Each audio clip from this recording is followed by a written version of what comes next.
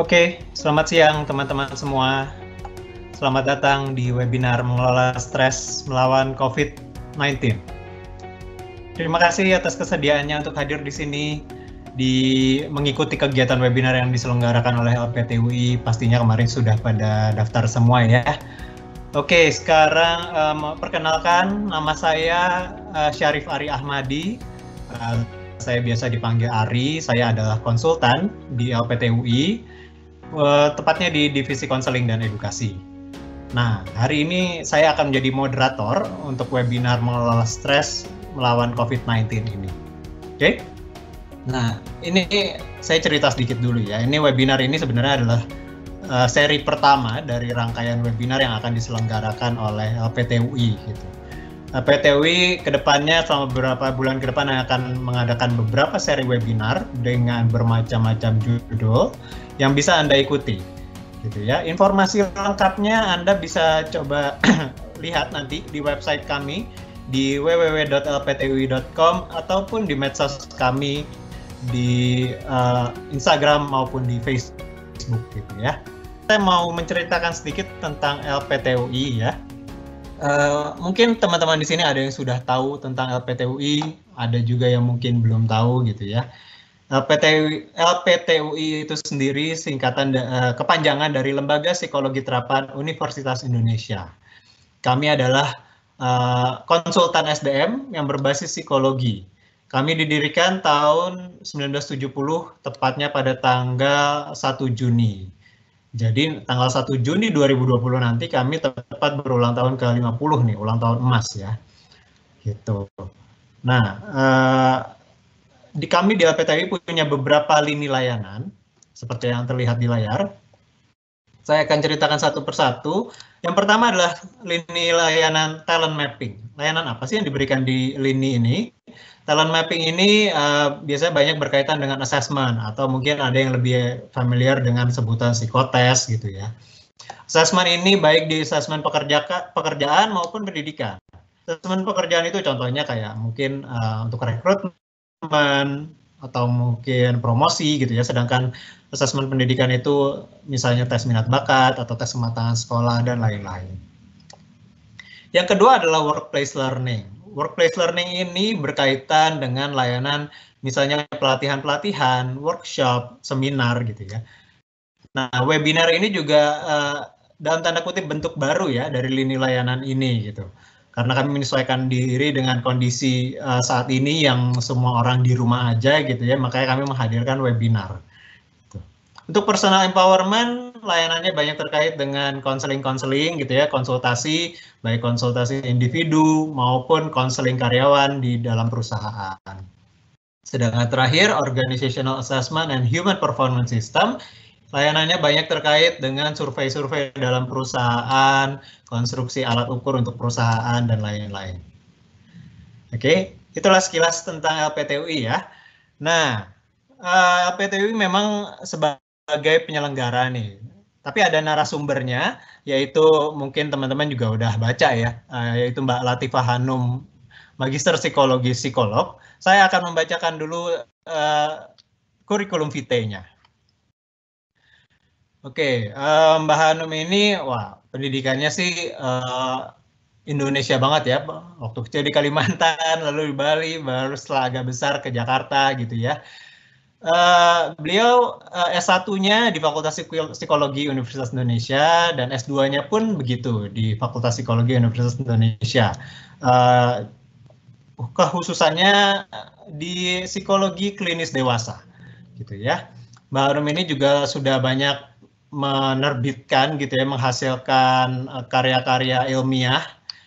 Seperti bisa dilihat ini adalah beberapa riset yang beliau sudah berhasil terbitkan gitu ya bersama dengan rekan-rekan sejawatnya. Dan selanjutnya juga bisa dilihat ada publikasi lain, presentasi, modul-modul yang juga mendapatkan hak cipta gitu ya. Memang beliau ini banyak mendedikasikan diri pada tema-tema lansia dan juga stress management gitu ya. Makanya hari ini LPTUI mengundang Mbak Latifah Hanum untuk memberikan materi tentang mengelola stres dan melawan COVID-19 gitu ya. Oke, ini juga beberapa pelatihan yang pernah diikuti juga oleh Mbak Hanum ya. Oke, saya pikir cukup sampai di situ pembacaan CV-nya. Biar nggak penasaran, kita langsung panggilkan aja kali ya narasumber kita, Mbak Latifah Hanum, Magister Psikologi Psikolog. Selamat siang, Mbak Hanum. Selamat siang, Mas Ari. Apa kabar, Mbak? Baik, Alhamdulillah. Mas Ari, apa kabar? Alhamdulillah sehat. Sehat-sehat dong, Mbak Hanum ya? Alhamdulillah sehat, Mas. Oke, Mbak Hanum, aku mau nanya dikit nih ya. Sekarang ini jadinya lagi sibuk ngapain aja? Lagi sibuk kerja dari rumah seperti kebanyakan orang. Dan sibuk membagi waktu antara jadi pekerja dan jadi anggota keluarga. Waduh, mantap. Ada yang beda nggak sih kerja dari rumah dengan kerja yang selama ini biasanya dilakukan? Bedanya banyak. Kalau Bedanya dulu banyak. saya kebetulan orang yang berusaha menerapkan prinsip sampai rumah nggak ada pekerjaan lagi. Oke. Tapi ternyata kalau sekarang terpaksa harus buka laptop 8 jam sehari kayaknya, Ya, sama ya, kayak ya, di ya. kantor gitu, dan kemudian baru ngerjain urusan-urusan rumah, ya begitulah. Oke, oke. Terus kalau menurut Mbak Hanum sendiri, gimana sih kondisi seperti itu dari sudut pandang Mbak Hanum? Karena banyak perubahan, banyak hal yang harus dipelajari, banyak hal baru sebetulnya dari apa namanya, pelaksanaan WFH ini. Jadi tentu tantangannya juga banyak dan mungkin apa ya, di awal-awal saya juga sempat ngalamin stres juga gitu.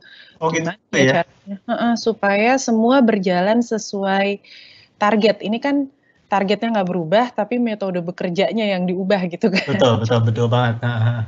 Bagaimana kemudian menyesuaikan diri dengan perubahan, apa ya, menyesuaikan diri juga dengan, kondisi rekan-rekan kerja yang mungkin, larinya jadi nggak secepat biasanya, hal-hal seperti itu sih. Itu challenging sih bagi saya gitu.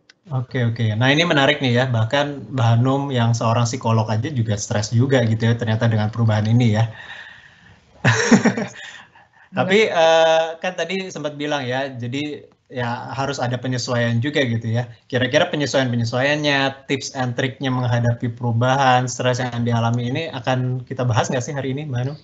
Insya Allah akan kita bahas, apa namanya, mudah-mudahan, materi siang ini bisa membantu teman-teman yang sudah meluangkan waktu hadir di webinar ini untuk belajar sesuatu yang baru dan mungkin dapat inspirasi tentang bagaimana memanage stres yang terjadi dalam kehidupan sehari-hari sekarang. Oke, siap kalau gitu. Kalau gitu kesempatannya langsung saya berikan aja ke Mbak Hanum. Dipersilakan, Mbak. Ya, terima kasih banyak Mas Ari. Jadi seperti yang tadi Mas Ari sudah sampaikan, siang ini kita akan banyak membahas tentang manajemen stres, bagaimana melawan COVID-19 dengan mengelola stres Anda. Karena ada kabarnya kalau imun kita turun, kita lebih mudah terjangkit katanya. Mungkin sebelum saya mulai, teman-teman yang mungkin sudah punya buku saku, apa yang sudah sempat diedarkan beberapa waktu yang lalu, boleh sambil dibuka bukunya sambil mendengarkan materi ini. Saya mulai dengan quotes "Have faith, things will work out fine". Jadi percayalah pada akhirnya wabah ini akan berlalu dan kita akan bisa kembali ke kehidupan normal kita. Tapi saat ini bagaimana kita bisa survive dengan kondisi yang ada gitu. Kita usaha sama-sama. Boleh next? Nah, sebelum saya mulai, mungkin kita mulai dulu dengan pengisian kuesioner ini. Saya yakin teman-teman sudah pernah dapat link tentang kuesioner apakah saya stres. Terdiri dari 10 item, mungkin sudah ada yang mengisi online, sudah ada juga yang mengisi offline, tapi untuk memastikan saya akan berikan waktu mungkin sekitar 3 menit untuk teman-teman mengisi dulu. Itemnya ada 1 sampai 10, tidak perlu dipikir-pikir menjawabnya, silahkan tinggal jawab aja sesuai yang dialami, gitu. Mungkin saya akan diam dulu 3 menit ya. Oke, jadi teman-teman yang sudah mendaftar, di hari sebelumnya atau mungkin sebelum webinar ini mulai sudah dikirimkan email ya terkait dengan lembar kerja ini gitu ya. Kalau memang ada yang belum sempat mengisi, silakan dikerjakan dulu dan langsung di scoring ya Mbak Hanum ya. Iya, nanti scoringnya akan saya pandu. Oke, baik.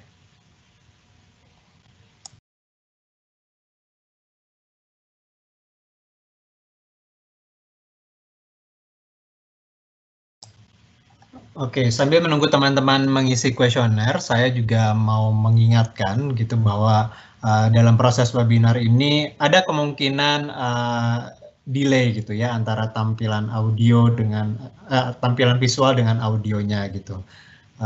Saat perpindahan slide mungkin ada delay, jadi bila ada yang mungkin kurang sinkron antara visual dengan audionya, mohon ditunggu saja.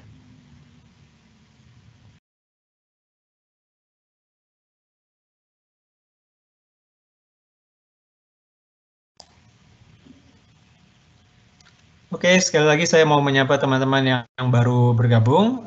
Ini kita sedang berusaha mengisi kuesioner bagi teman-teman yang belum sempat mengisi kuesioner yang dikirimkan melalui email. Silakan mengisi dulu. Nanti story-nya akan dipandu oleh Mbak Hanum dan akan menjadi pembahasan selama proses webinarnya ya.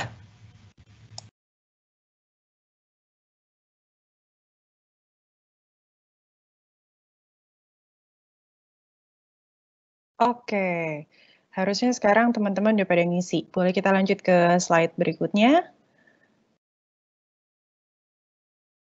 Nah, ini adalah cara untuk tahu skornya berapa. Apakah tingkat stresnya teman-teman ada di tingkat yang rendah, sedang, atau tinggi. Saya bacain aja ya, nilailah secara terbalik. Jadi penilaiannya sebenarnya kalau teman-teman tadi isinya 1, nilainya 1, isinya 2, nilainya 2 gitu ya. Tapi pada item-item nomor 4, 5, 7, dan 8, tolong di skornya dibalik. Jadi kalau tadi teman-teman isinya 0, maka skornya adalah 4. Kalau isinya 1, skornya adalah 3, 2 tetap 2, skor, nilai 3 tadi sekarang jadinya 1 dan 4 menjadi 0. Hanya untuk pertanyaan nomor 4, 5, 7, dan 8. Kalau sudah dibalik scoringnya, kemudian dijumlahkan, nah jumlah skor nantinya akan ada dalam rentang 0 sampai 40. Gitu. Tapi kita lihat bahwa kalau skor teman-teman ada di rentang 0 sampai 13, berarti tingkat stresnya rendah. Kalau teman-teman ada di rentang skor 14 sampai 26, tingkat stresnya sedang. Lalu jika di 27 ke atas, itu tingkat stresnya tinggi. Mudah-mudahan nggak ada yang tinggi. Oke, saya ulang ya. Sebelum saya pindah slide, saya ulang lagi. 0 sampai 13 itu rendah, 14 sampai 26 sedang, 27 sampai 40 tinggi. Oke, kita boleh lanjut dulu ke materi berikutnya.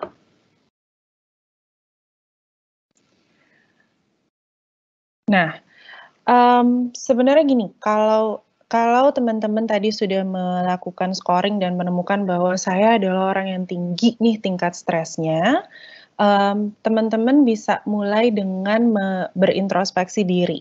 Dan dalam materi ini saya akan bantu untuk teman-teman melakukan refleksi terhadap apa yang terjadi dalam kehidupan teman-teman sampai teman-teman punya skor yang demikian adanya. Kalau rendah ya alhamdulillah, tapi kalau tinggi mari kita cacah bersama-sama. Nah, kalau memang tinggi dan kemudian teman-teman setelah pembahasan materi ini masih kesulitan untuk mengatasi atau untuk memahami apa yang terjadi, teman-teman boleh menghubungi LPT untuk mendapatkan layanan konseling sebetulnya. Jadi teman-teman bisa mendapatkan bantuan yang dibutuhkan untuk mengelola stres ini. Nah, kita mulai dengan materi memahami perubahan. Boleh lanjut slide-nya.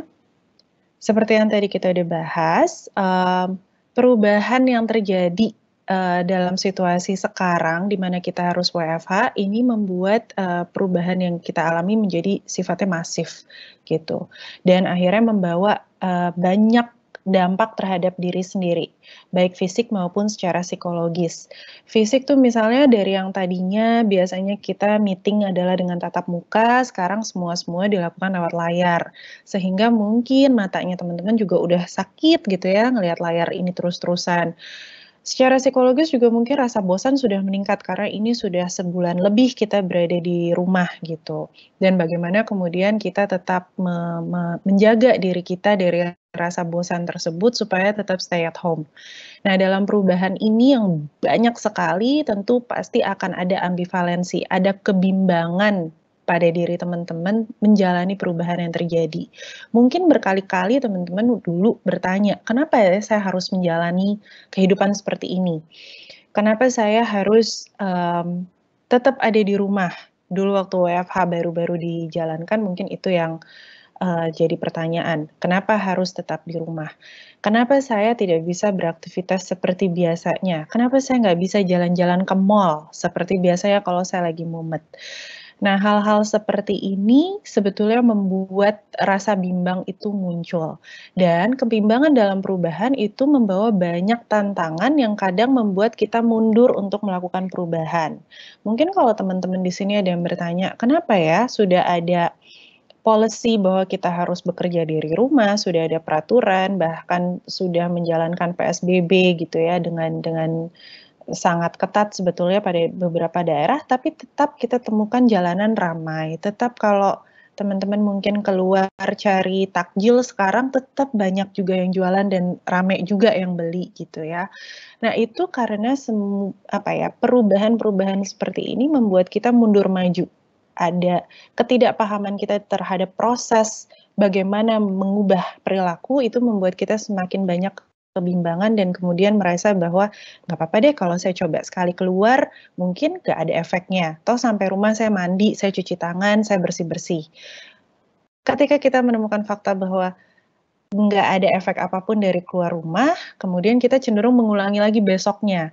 Masalahnya adalah yang kita hadapi ini asimptomatik kan, katanya COVID ini bisa jadi dia tidak menunjukkan simptom tertentu, tapi ada di dalam tubuh kita sehingga kita tetap bisa menulari orang lain. Nah, berbagai informasi tentang penyakit maupun perubahan yang kita alami terkait dengan COVID-19 ini perlu kita coba telaah sama-sama. Nah, dalam materi ini saya akan coba membantu teman-teman untuk menelaah perubahan itu sendiri. Boleh lanjut? Nah, kalau kita bicara soal perubahan, ada 3 elemen. Kesiapan berubah, tantangan perubahan, dan dugaan akan kambuh atau relapse. Kalau dalam membahas perubahan ini, satu kita harus memastikan bahwa kitanya siap berubah atau tidak. Bagaimana cara memastikannya? Sebenarnya boleh lanjut ke slide berikutnya. Nah, teman-teman kayaknya juga udah dapat kertas kerja tentang ini, worksheet tentang ini, kesiapan berubah. Coba tanyakan kepada diri kita sendiri, apakah kita sudah punya sumber daya dan informasi yang memadai untuk melaksanakan perubahan. Mungkin boleh berkaca pada dulu waktu awal-awal WFH dilakukan. Ada nggak teman-teman yang mulai mencari, aduh saya mesti pakai aplikasi apa nih buat bekerja gitu. Saya mesti menyiapkan area kerja seperti apa nih di rumah, atau saya mau mulai bekerjanya bagaimana ya, karena kalau WFH jam kerjanya jadi tidak menentu gitu. Nah, berbagai sumber daya dan informasi yang kita punya ini boleh kita data. Misalnya kita punya informasi tentang aplikasi-aplikasi yang bisa digunakan, lalu kalau kita punya kesulitan untuk mengakses data-data tertentu, siapa yang bisa kita hubungi? Sekarang juga beberapa instansi kemudian punya help desk gitu ya, untuk membantu kita melaksanakan perubahan dari yang tadinya di kantor, bekerja secara offline, mungkin kebanyakan, sekarang semua berubah menjadi online. Lalu elemen berikutnya adalah tantangan perubahan. Perubahan itu banyak tantangannya. Nah, alangkah lebih baiknya jika pada fase sekarang kita berusaha untuk mencari tahu pada diri kita maupun pada lingkungan yang kita punya, hal-hal apa saja yang mungkin menjadi tantangan atau bisa menghambat kita untuk melakukan perubahan. Misalnya, pekerjaan saya adalah pekerjaan yang akan lebih efektif jika dilakukan dengan tatap muka, sehingga kalau saya kerjanya dari rumah dan meetingnya online, saya merasa tidak nyaman. Karena apa? Kalau meeting online ini yang kita hadapi adalah layar, mungkin ada delay dan lain sebagainya, sehingga komunikasi yang terjalin juga tidak optimal gitu rasanya. Nah, itu adalah sebuah tantangan yang mungkin teman-teman bisa tuliskan menjadi satu poin tertentu. Lalu coba telaah lagi, hambatannya apa lagi? Misalnya di satu rumah ada 5 anggota keluarga yang kelima-limanya dalam fase produktif, jadi bisa meetingnya bersamaan, bisa pemakaian internetnya bersamaan sehingga jadinya lemot gitu. Nah, itu juga satu hambatan atau tantangan yang dialami. Gitu. Nah, ketika teman-teman sudah membuat daftar mengenai tantangan-tantangan yang mungkin akan dialami, coba lihat lagi, apa hal yang bisa dilakukan terkait hal-hal tersebut, terkait situasi-situasi yang menantang tersebut. Coba dilihat lagi misalnya, tadi, misalnya satu rumah isinya 5 orang anggota keluarga yang semua produktif, jadi mungkin akan ada irisan waktu meeting online dan lain sebagainya. Bisa nggak diatasi dengan ketika meeting semua ada di kamar masing-masing supaya suaranya nggak gaduh gitu, supaya kita bisa lebih fokus. Atau bisakah kita memasang internet yang lebih kuat di rumah supaya nggak terjadi delay. Hal-hal seperti itu coba dipikirkan untuk mengatasi tantangan yang ada. Jika itu semua sudah dilakukan, jangan lupa. Jadi, kita emang harus percaya diri bahwa kita bisa melakukan perubahan, tapi tetap kita harus punya dugaan akan adanya kekambuhan di masa yang akan datang. Let's say seperti sekarang, udah sebulan kita udah tenang, WFH dari rumah, karena semua resource yang kita punya sudah kita kerahkan dan pekerjaan semua aman, muncul rasa bosan yang membuat kita berpikir, aduh enakan keluar nih kayaknya situasi udah aman deh. Kayaknya sekarang udah nggak terlalu banyak berita tentang kematian pasien COVID. Mungkin COVID-nya sudah mereda, jadi nggak apa-apa saya keluar, beli takjil sebentar gitu.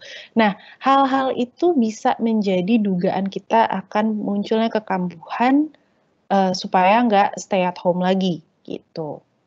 Coba teman-teman sekarang data situasi atau kondisi apa saja yang bisa membuat kita kembali ke perilaku sebelumnya. Oke, boleh next. Nah, setelah tadi kita akan bahas belakangan, tapi saya akan bahas berikutnya adalah tahapan perubahan.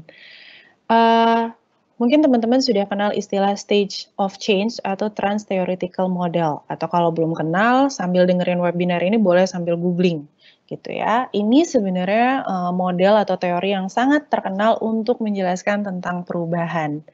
Ada 5 tahap. Tahapan pertama adalah pre-contemplation sampai kemudian ke maintenance. Kita akan cacah satu persatu. Boleh lanjut? Nah, pre-contemplation ini adalah tahapan yang paling pertama. Dan dalam tahapan ini biasanya dicirikan dengan adanya penolakan atau denial terhadap perubahan yang terjadi. Kenapa sih saya harus berubah? Kenapa sih saya harus mengikuti petuah bahwa saya harus bekerja di rumah gitu ya. Mungkin di fase sekarang karena udah sebulan teman-teman udah nggak ngalamin ini. Tapi waktu awal-awal pernah dengar nggak berita bahwa setelah diberlakukan WFH banyak warga Jakarta yang kemudian memutuskan pergi ke puncak, atau ada beberapa teman di lingkungan saya gitu ya, yang kemudian beli tiket ke Bali, menganggap WFH seperti liburan gitu. Itu sebetulnya bisa kita anggap sebagai sebuah bentuk penolakan atau pengabaian terhadap perubahan yang terjadi. Kalau mungkin dalam bahasa awamnya seperti menganggap enteng gitu, "Ah, kenapa sih saya nggak usah lah, nggak apa-apa, saya sehat, saya fit," gitu. Nah, seseorang pada tahapan ini mungkin sebetulnya merasa tidak berdaya dengan situasi yang dihadapi, sehingga rentan merasa tertekan dan cemas. Nah, rasa ini seringkali muncul akibat karena dia nggak tahu atau nggak punya cukup informasi tentang perubahan yang dialami, sehingga jadinya cemas dan kadang-kadang kalau kita dalam situasi yang sangat cemas, kita malah jadi freeze, nggak berbuat sesuatu, atau sebaliknya, melakukan sesuatu yang justru tidak diharapkan dilakukan. Gitu. Seperti tadi, kita diharapkan ada di rumah, tapi kemudian kita malah jalan-jalan keluar rumah.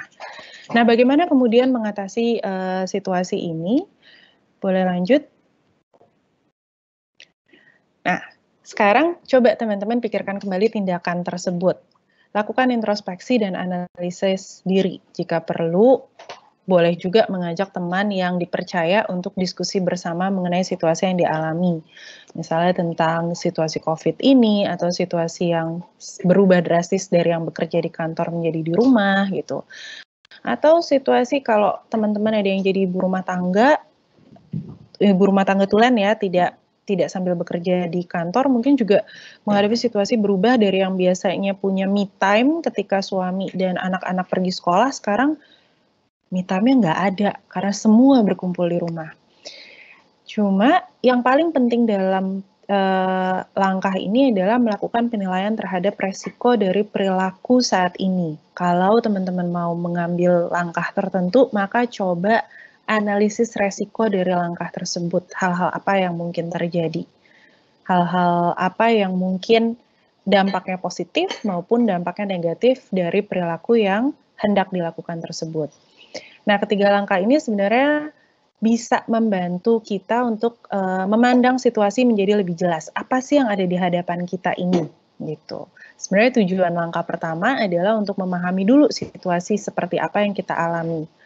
Dan teman-teman jangan lupa bahwa setiap orang mungkin menghadapi situasi yang berbeda-beda. Jadi bukan karena situasinya COVID, maka semua orang mengalami stres yang sama. Enggak.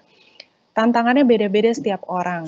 Jadi kalau nanti teman-teman dengar cerita atau membagikan cerita ini, materi ini kepada orang lain gitu ya, tolong ingat untuk melihat juga dari sudut pandang lawan bicara kita, bahwa mungkin dia mengalami situasi yang berbeda. Tapi intinya key point-nya ini, coba lakukan analisis resiko dari setiap perilaku yang mau dilakukan.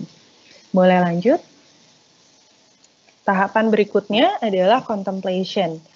Nah, pada tahapan ini, kita mulai sadar nih, penting melakukan perubahan. Mulai semakin sadar bahwa, oh ya, perubahan perlu dilakukan. Juga tersadar dengan resiko perubahan yang mungkin dialami. Apa-apa saja yang mungkin terjadi kalau saya mengubah perilaku ini. Tapi di fase ini juga, semakin kita tahu perubahan itu penting, semakin tinggi juga keraguan kita untuk melakukan perubahan tersebut.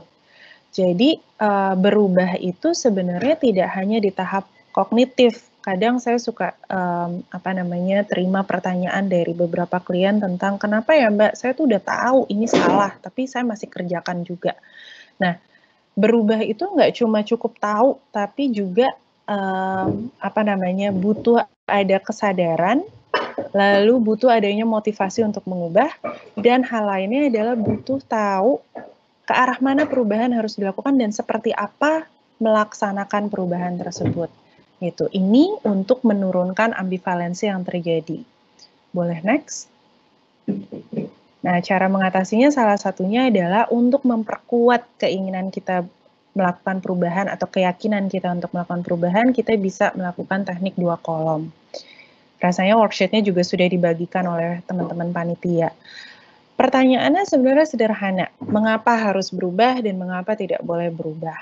Tidak perlu berubah. Di sini saya membuat situasi yang saya contohkan di sini adalah tentang bekerja dari rumah terkait dengan wabah COVID. Saya mencoba mendata beberapa hal, kenapa ya saya harus berubah? Artinya kenapa saya harus bekerja dari rumah? Karena misalnya kantor tuh mengharuskan saya bekerja dari rumah, lalu kondisi wabah COVID nih semakin tidak menentu, sehingga ya lebih baik, lebih aman saya dari rumah. Tapi juga kita punya sekian banyak alasan mengapa tidak perlu berubah. Misalnya kita merasa bahwa saya fit kok, saya seger kok, saya bugar-bugar aja, saya rajin olahraga, jadi ya saya nggak akan gampang terkena penyakit ini.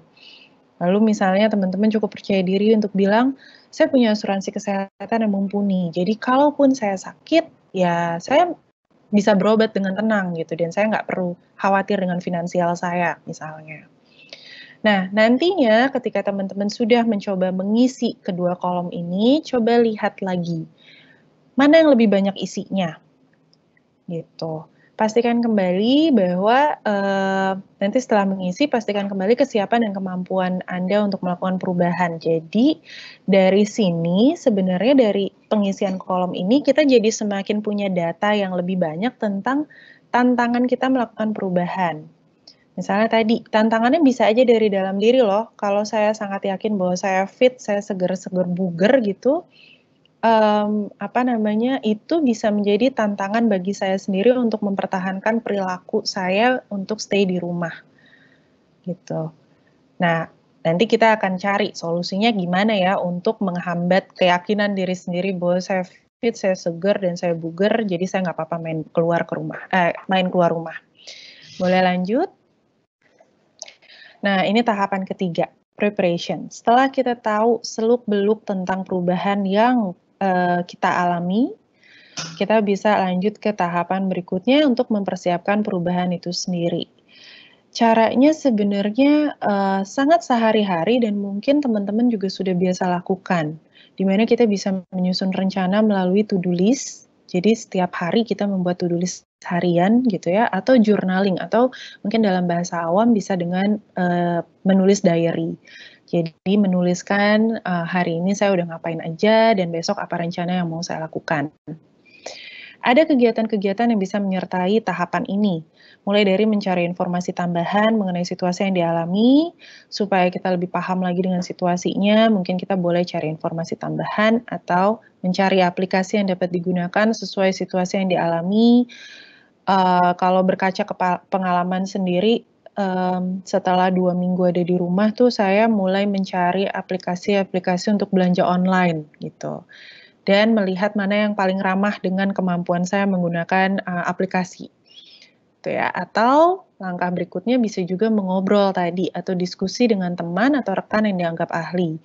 Sebenarnya ikut seminar-seminar webinar seperti ini juga sebenarnya bisa menjadi satu langkah preparation untuk teman-teman mempersiapkan diri menghadapi perubahan atau memaintain perubahan yang sudah dijalani ini. Berikutnya,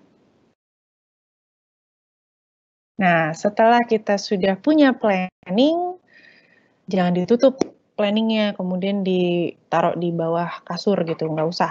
Tapi lakukan aksi. Planning itu dijalankan. Ingat, lakukan secara bertahap.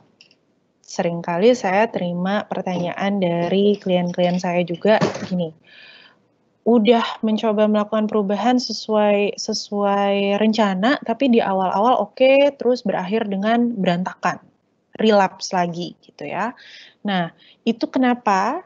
Itu karena kita terlena dengan progres kita sendiri. Wah, saya cepet nih, saya bisa menjalani perubahannya drastis gitu ya. Tapi kalau berubah drastis biasanya malah jadi sulit untuk bertahan lama. Kenapa? Karena pembentukan perilaku itu perlu adaptasi. Jadi kalau teman-teman tadinya merasa sudah oke untuk bekerja terus-terusan dalam 1 minggu itu ya, bekerja lewat laptop, bukan berarti di minggu kedua teman-teman akan aman dan nyaman aja bekerja dengan laptop terus-terusan. Bisa jadi ada rasa jenuh bekerja lewat laptop muncul di minggu kedua. Sehingga kemudian perilaku ini jadinya menurun. Nah, ini yang perlu teman-teman perhatikan. Jadi kalau bisa lakukan itu bertahap, dan di dalam pelaksanaan ini justru teman-teman juga bisa memperhatikan hal-hal berikut seperti kemampuan diri, daya tahan tubuh kita. Kalau badan kita emang bukan badan yang bisa stay duduk 2 jam lama, mungkin kita perlu menyelingi aktivitas kita dengan olahraga gitu ya. Lalu kita juga bisa memperhatikan hal-hal kondisi sekitar kita. Misalnya kita bekerja di rumah, ada jam-jam tertentu di mana mungkin anak inginnya diajak main, atau anggota keluarga lain akan banyak beraktivitas di satu area tertentu yang mungkin akan menimbulkan kebisingan gitu ya, sehingga mengganggu pekerjaan kita. Nah, itu juga perlu diperhatikan sehingga kita bisa mengatur kapan di mana dan bagaimana caranya kita bisa tetap bekerja dengan optimal. Lalu, jangan lupa waktu yang tepat untuk memberikan hadiah kepada diri sendiri. Kapan kita melakukan me time, kapan kita memberikan reward untuk keberhasilan kita melakukan planning yang sudah kita susun tadi. Itu juga perlu diperhatikan. Berikutnya adalah tahapan maintenance. Kalau perubahan ini sudah kita lakukan dan sudah ajak gitu ya, kalau sebulan dan mungkin perubahan teman-teman yang sudah dilakukan ini sudah matang, mestinya sekarang udah ajak nih WFH sudah aman, sudah mampu bekerja seperti biasa. Cuma tetap di tahapan ini kita tetap harus waspada dengan hal-hal atau situasi yang bisa memancing kekambuhan atau relapse tadi. Sehingga sekarang kita perlu lebih fokus dengan penyusunan rencana terkait kekambuhan yang mungkin muncul. Tadi misalnya rasa bosan, atau misalnya yang baru-baru ini terjadi dalam lingkungan saya adalah cucu yang kangen sama omanya gitu ya, sehingga pengen banget ketemu dan boleh nggak main ke rumah oma gitu. Nah itu juga bisa memancing kekambuhan yang mestinya kita stay at home, jadinya berjalan dari rumah kita ke rumah orang tua kita gitu. Berikutnya, nah kalau terjadi kekambuhan gimana? Satu, kita tuh bukan robot, jadi jangan terlalu menyalahkan diri sendiri bahwa ini salah saya, emang saya gagal dan lain sebagainya, bukan. Kita punya perasaan, kita punya rasa lelah yang mungkin akan membuat kita menjadi lebih mudah relapse gitu. Jadi pahami itu dulu, lalu coba evaluasi langkah-langkah yang sudah kita lakukan selama ini. Kita bisa lihat apa yang menyebabkan kekambuhan ini terjadi. Lalu tadi kalau teman-teman udah sempat isi worksheet tentang elemen perubahan, bisa dibuka lagi untuk melihat apa jangan-jangan ada tantangan perubahan yang belum saya planning dengan matang. Nah, bisa juga kita kembali ke langkah yang lebih awal lagi. Tujuan atau target perubahannya apa? Gitu. Lalu setelah kita merekonstruksi tujuan perubahannya, maka kita kembali menyusun rencana. Oke. Berikutnya. Nah, setelah tadi kita memahami proses perubahan itu sendiri, saya akan lanjut ke bagaimana kemudian mengelola stres akibat perubahan-perubahan yang terjadi. Boleh selanjutnya. Stres ini sebenarnya suatu kondisi yang timbul karena seseorang mempersepsikan suatu situasi sebagai masalah. Bisa jadi situasi yang sama dianggap bukan masalah oleh orang lain, tapi masalah untuk kita, itu bisa juga. Nah, orang ini melihat masalah tersebut sebagai sesuatu yang penting untuk diselesaikan bagi dirinya, sehingga ia tidak memiliki sumber daya yang cukup untuk menanggulanginya. Jadi, kalau dalam stres itu biasanya ada gap antara masalah atau sumber masalah yang terjadi dengan resource yang kita punya. Semakin besar masalahnya bagi kita dan semakin sedikit resource yang kita punya, sebenarnya stresnya akan semakin tinggi. Gitu. Tapi kalau kita melihat masalah itu sebagai sesuatu yang masih dalam jangkauan kita dan kita punya resource untuk menyelesaikannya, biasanya stresnya akan lebih rendah. Kita akan lihat lebih lanjut. Next. Nah, stres itu memberikan dua dampak. Mungkin teman-teman udah pada tahu juga, ada yang dampaknya positif, biasa disebut eustress, tapi ada juga yang negatif atau kita sebut distress. Eustress itu prestasi kerja, teman-teman mahasiswa misalnya ingin IPK-nya di atas 3,0, biasanya eustress itu akan mengarahkan kita ke perencanaan untuk mendapatkan sesuatu yang baik sifatnya untuk kita. Tapi kalau distress itu biasanya justru menurunkan performa. Rasa bosan, nih kayak sekarang nih kita udah sebulan lebih mungkin bosan, terus merasa kurang terstimulasi, lesu, lelah, dan sebagainya, itu adalah salah satu contoh dari yang namanya distress.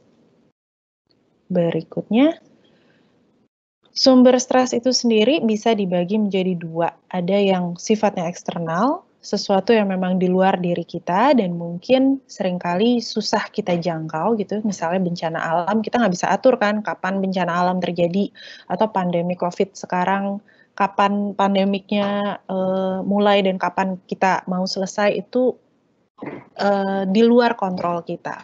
Tapi bisa juga sifatnya internal, konfliknya di dalam diri. Pengen deh nonton Netflix, tapi masih ada pekerjaan nih mesti diselesaiin. Atau dalam situasi sekarang, aduh mesti meeting online nih tapi masih ngantuk. Nah itu juga bisa jadi sumber stres yang sifatnya internal. Boleh berikutnya. Mengelola stres itu sebetulnya adalah serangkaian kegiatan. Biasanya dia bukan satu atau dua kegiatan, tapi bisa terdiri dari beberapa kegiatan yang kita lakukan untuk meningkatkan kemampuan kita dalam menghadapi stres, sumber, dan dampaknya. Ada dua strategi, emotion focus dan problem focus. Saya yakin nih teman-teman, walaupun bukan orang psikologi, pasti sudah pernah dengar apa itu emotion focus dan apa itu problem focus. Boleh next? Nah, kalau emotion focus itu adalah strategi pengelolaan yang tujuannya untuk mengendalikan respon emosional akibat situasi yang menekan. Biasanya kita menggunakan emotion focus coping ini untuk mengatasi situasi yang kita rasa sulit untuk diubah. Atau kalau misalnya dalam keseharian, pernah nggak teman-teman baru dapat misalnya pekerjaan baru, tanggung jawab baru, terus ngerasa, aduh pusing, nggak ngerti dia mesti diapain. Terus yang terjadi adalah teman-teman tidur. Atau teman-teman mungkin makan coklat, karena sekarang lagi puasa mungkin nggak bisa makan coklat, tapi tidur, nonton film, atau dengerin musik gitu ya. Itu adalah bentuk emotion focus coping. Nah, nggak haram sebetulnya, tapi setelah melakukan emotion focus coping, kita harus melakukan langkah berikutnya. Next, problem focus coping, yaitu strategi pengelolaan yang tujuannya untuk mengurangi tuntutan dari situasi yang menekan atau meningkatkan sumber daya untuk mengatasi situasi tersebut. Strategi ini kita gunakan untuk mengatasi situasi yang kita nilai masih dapat dikelola dengan sumber daya yang dimiliki. Jadi kalau tadi teman-teman baru dapat tanggung jawab, terus merasa pusing, kemudian teman-teman tidur, nah bangun dari tidur, coba telaah dulu tanggung jawab yang tadi teman-teman dapatkan itu. Coba lihat apakah tanggung jawab yang baru diberikan masih dalam kemampuannya teman-teman untuk mengatasi, atau teman-teman butuh bantuan. Nah, beberapa contoh dari problem fokus misalnya adalah diskusi dengan rekan sejawat. Duh, bingung nih ngerjainnya gimana ya? Mungkin rekan sejawat bisa kasih solusi. Atau bisa juga cari informasi yang relevan atau menghubungi pihak-pihak terkait masalah. Itu pokoknya apapun yang teman-teman lakukan untuk melakukan problem focus coping. Masalahnya adalah seringkali setelah tidur bangun ngerasa enakan terus kita lupa kalau kita punya masalah. Nah, besok-besok mungkin minggu depan atau 2 minggu kemudian atau sebulan kemudian masalah yang sama timbul dan dalam intensitas yang lebih besar. Ini yang kemudian menjadi sumber stres yang jadi lebih besar lagi. Jadi mulai dari sekarang kalau bisa, kalau teman-teman baru dapat sumber stres baru, jangan dibawa tidur kemudian lupa. Tapi kalau bisa coba setelah bangun tidur, setelah tenang, setelah nyaman, coba ditelaah sumber stres tersebut untuk diselesaikan. Mana yang memang bisa diselesaikan, mana yang sudah di luar kontrol kita sehingga mungkin kita butuh bantuan orang lain atau mungkin memang harus belajar untuk let go. Ya memang udah nggak bisa saya apa-apakan lagi, itu sudah di luar kendali saya. Gitu. Boleh berikutnya? Ini adalah beberapa hal yang saya coba buat bagaimana kita mengelola stres. Satu, kita harus kenali dulu apa yang membuat kita stres. Lalu coba kenali sumbernya ini bisa kita ubah atau tidak. Dalam arti tadi ada di dalam kompetensi saya atau ini sudah di luar kendali saya. Lalu coba cek juga amunisi yang kita punya, resource atau sumber daya yang kita punya untuk menghadapi sumber stres itu.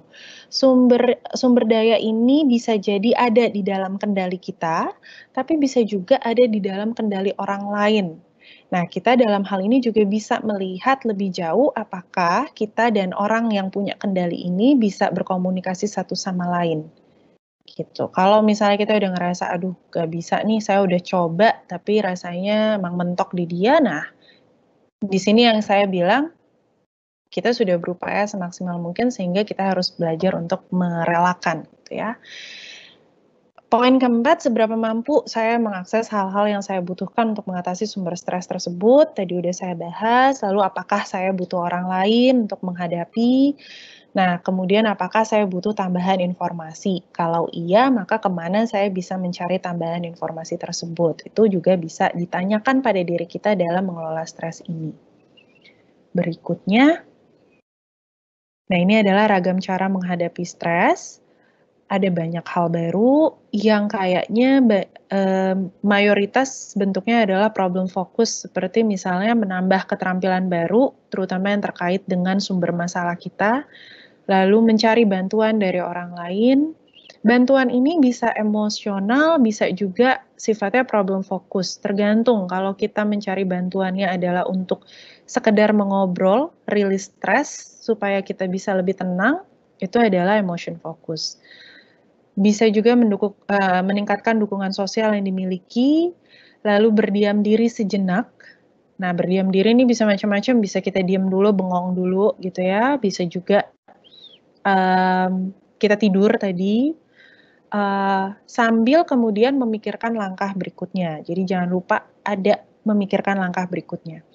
Berusaha menyesuaikan diri dengan kondisi yang ada, lalu ini yang jelas harus kita lakukan pada fase sekarang adalah menjaga pola hidup yang sehat, karena kalau kita sehat, kita lebih mudah untuk berpikir, kita lebih mudah untuk mencari solusi dari masalah yang kita hadapi, berupaya mengelola waktu dengan baik. Ini yang juga nanti akan saya bahas, bukan berarti kalau kerja dari rumah, maka kita kerja 7 kali 24 jam.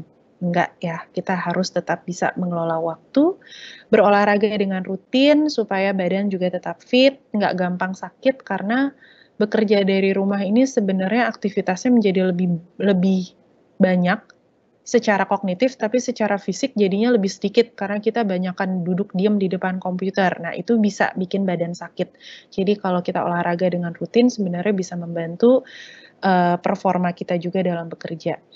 Jangan lupa relaksasi, karena kalau stres itu pasti badannya juga tegang, bisa dicek dengan pegang pundaknya masing-masing nih sekarang, kalau agak tegang coba relax dulu, atur nafas gitu ya, atau ada yang relaksasi dengan mendengarkan musik juga boleh, memejamkan mata sejenak juga boleh, jangan lupa lakukan me time, dan kalau memang sangat kesulitan, seperti yang saya bilang di awal, silakan hubungi profesional.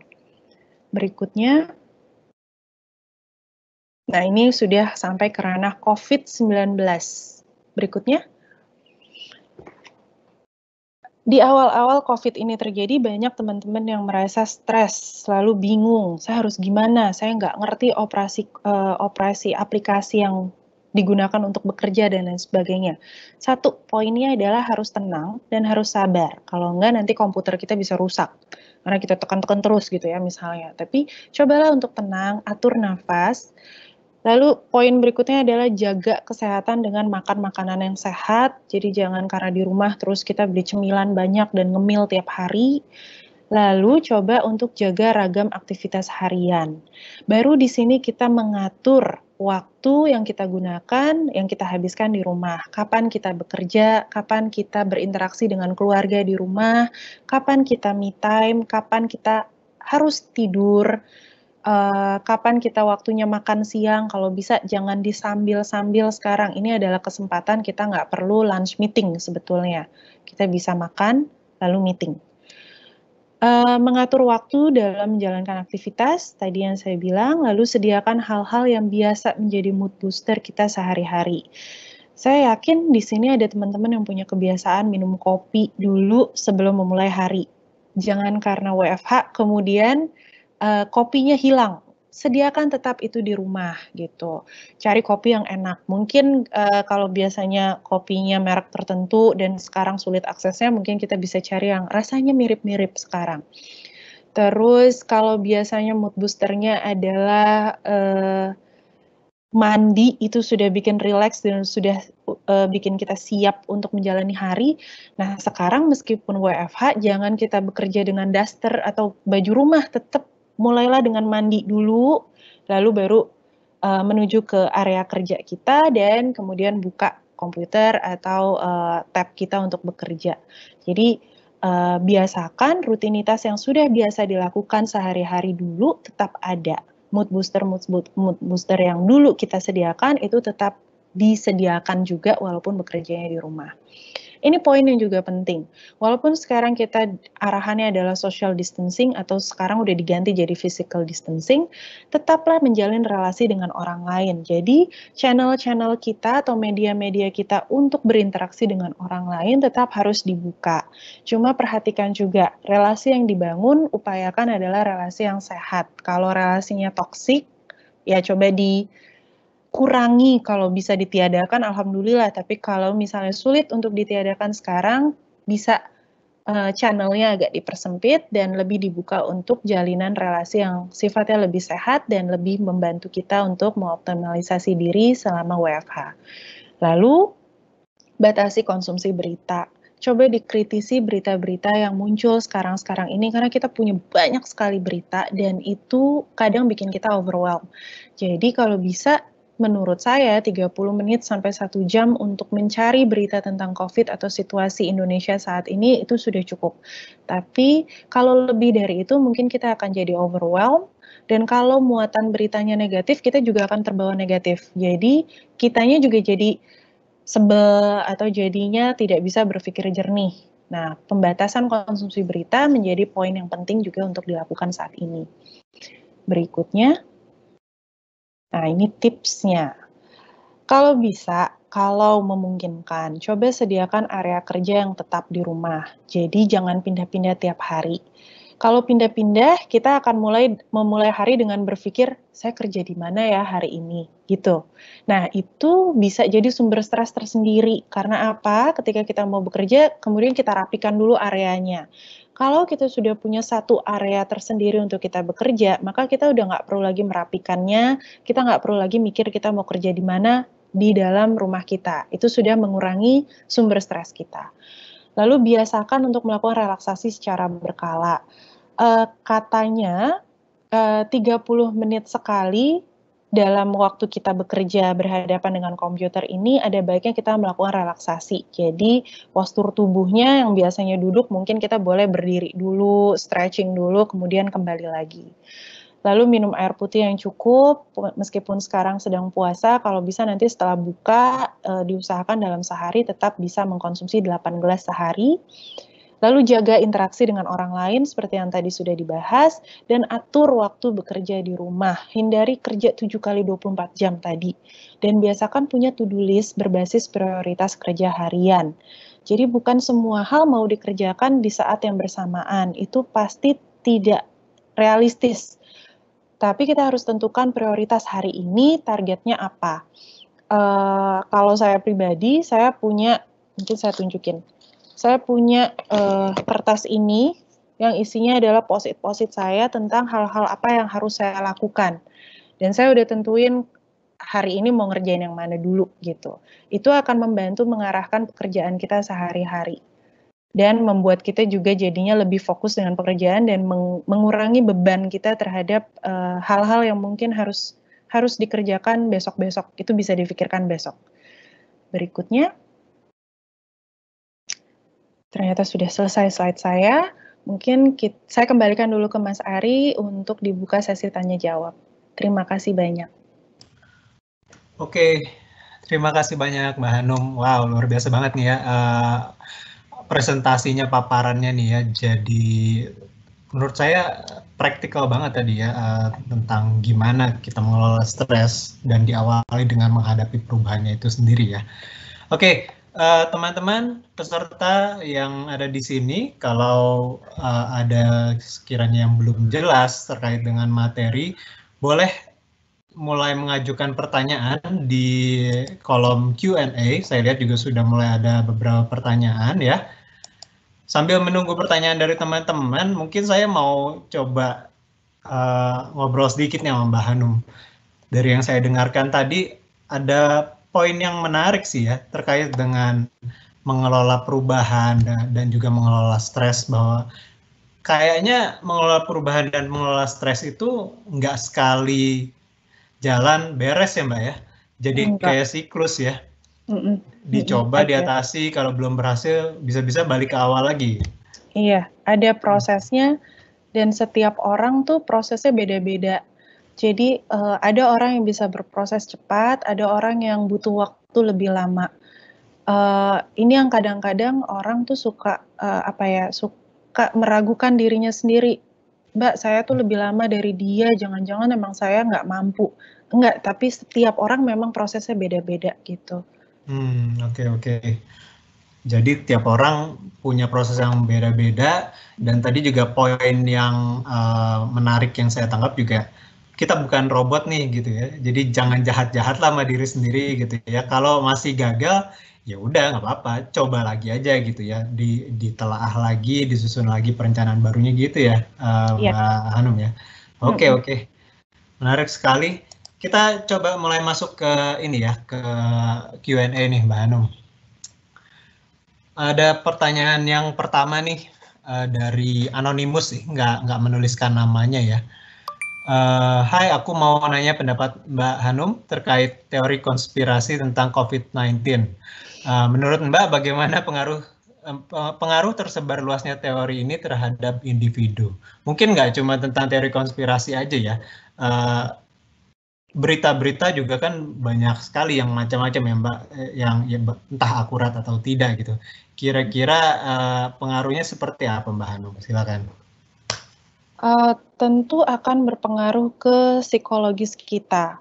Dan rasanya karena teori konspirasi ini juga sumbernya nggak jelas gitu ya. Maksudnya selama ini saya belum pernah ketemu sumbernya jelas gitu, siapa yang menciptakan konspirasinya dan menciptakan teorinya. Ini juga membuat kita jadi semakin bertanya-tanya dan punya banyak asumsi. Nah, masalahnya adalah asumsinya juga belum tentu bisa terjawab dengan baik, sehingga meninggalkan bekas di kita dan meninggalkan pikiran-pikiran yang mungkin memancing pikiran negatif muncul. Jangan-jangan kalau saya begini nanti efeknya begitu. Nah, pada akhirnya sebetulnya pikiran-pikiran negatif ini tidak membawa dampak yang positif terhadap diri sendiri.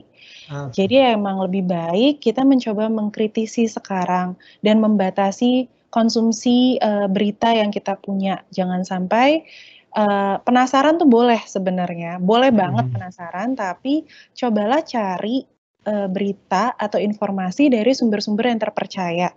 Supaya apa? Supaya kita juga lebih fokus dalam memahami situasi yang ada, kemudian kita jadi lebih matang dalam merencanakan apa yang harus dilakukan nih ke depannya gitu. Kalau rumors, isu, dan lain sebagainya bisa mengarahkan kita ke perencanaan yang salah dan kemudian perubahan yang kita lakukan jadinya gagal. Dan resiko dari kegagalan itu adalah menambah tingkat stres kita sendiri. Gitu. Jadi kitanya sih sebenarnya sekarang yang perlu belajar membentengi diri dari beragam informasi atau situasi yang tadi sifatnya toksik kalau menurut pendapat saya. Oke, jadi perlu masing-masing individu perlu mengevaluasi lagi gitu ya, mau baca berita, nonton TV apapun, lihat lagi pengaruhnya ke diri sendiri positif atau negatif gitu ya. Kalau malah nambah stres kayaknya bukan materi yang tepat untuk dikonsumsi ya Mbak ya. Iya, sebenarnya jangan ya. Oke, baik. Oke, kita lanjutkan. Ada pertanyaan dari Diah.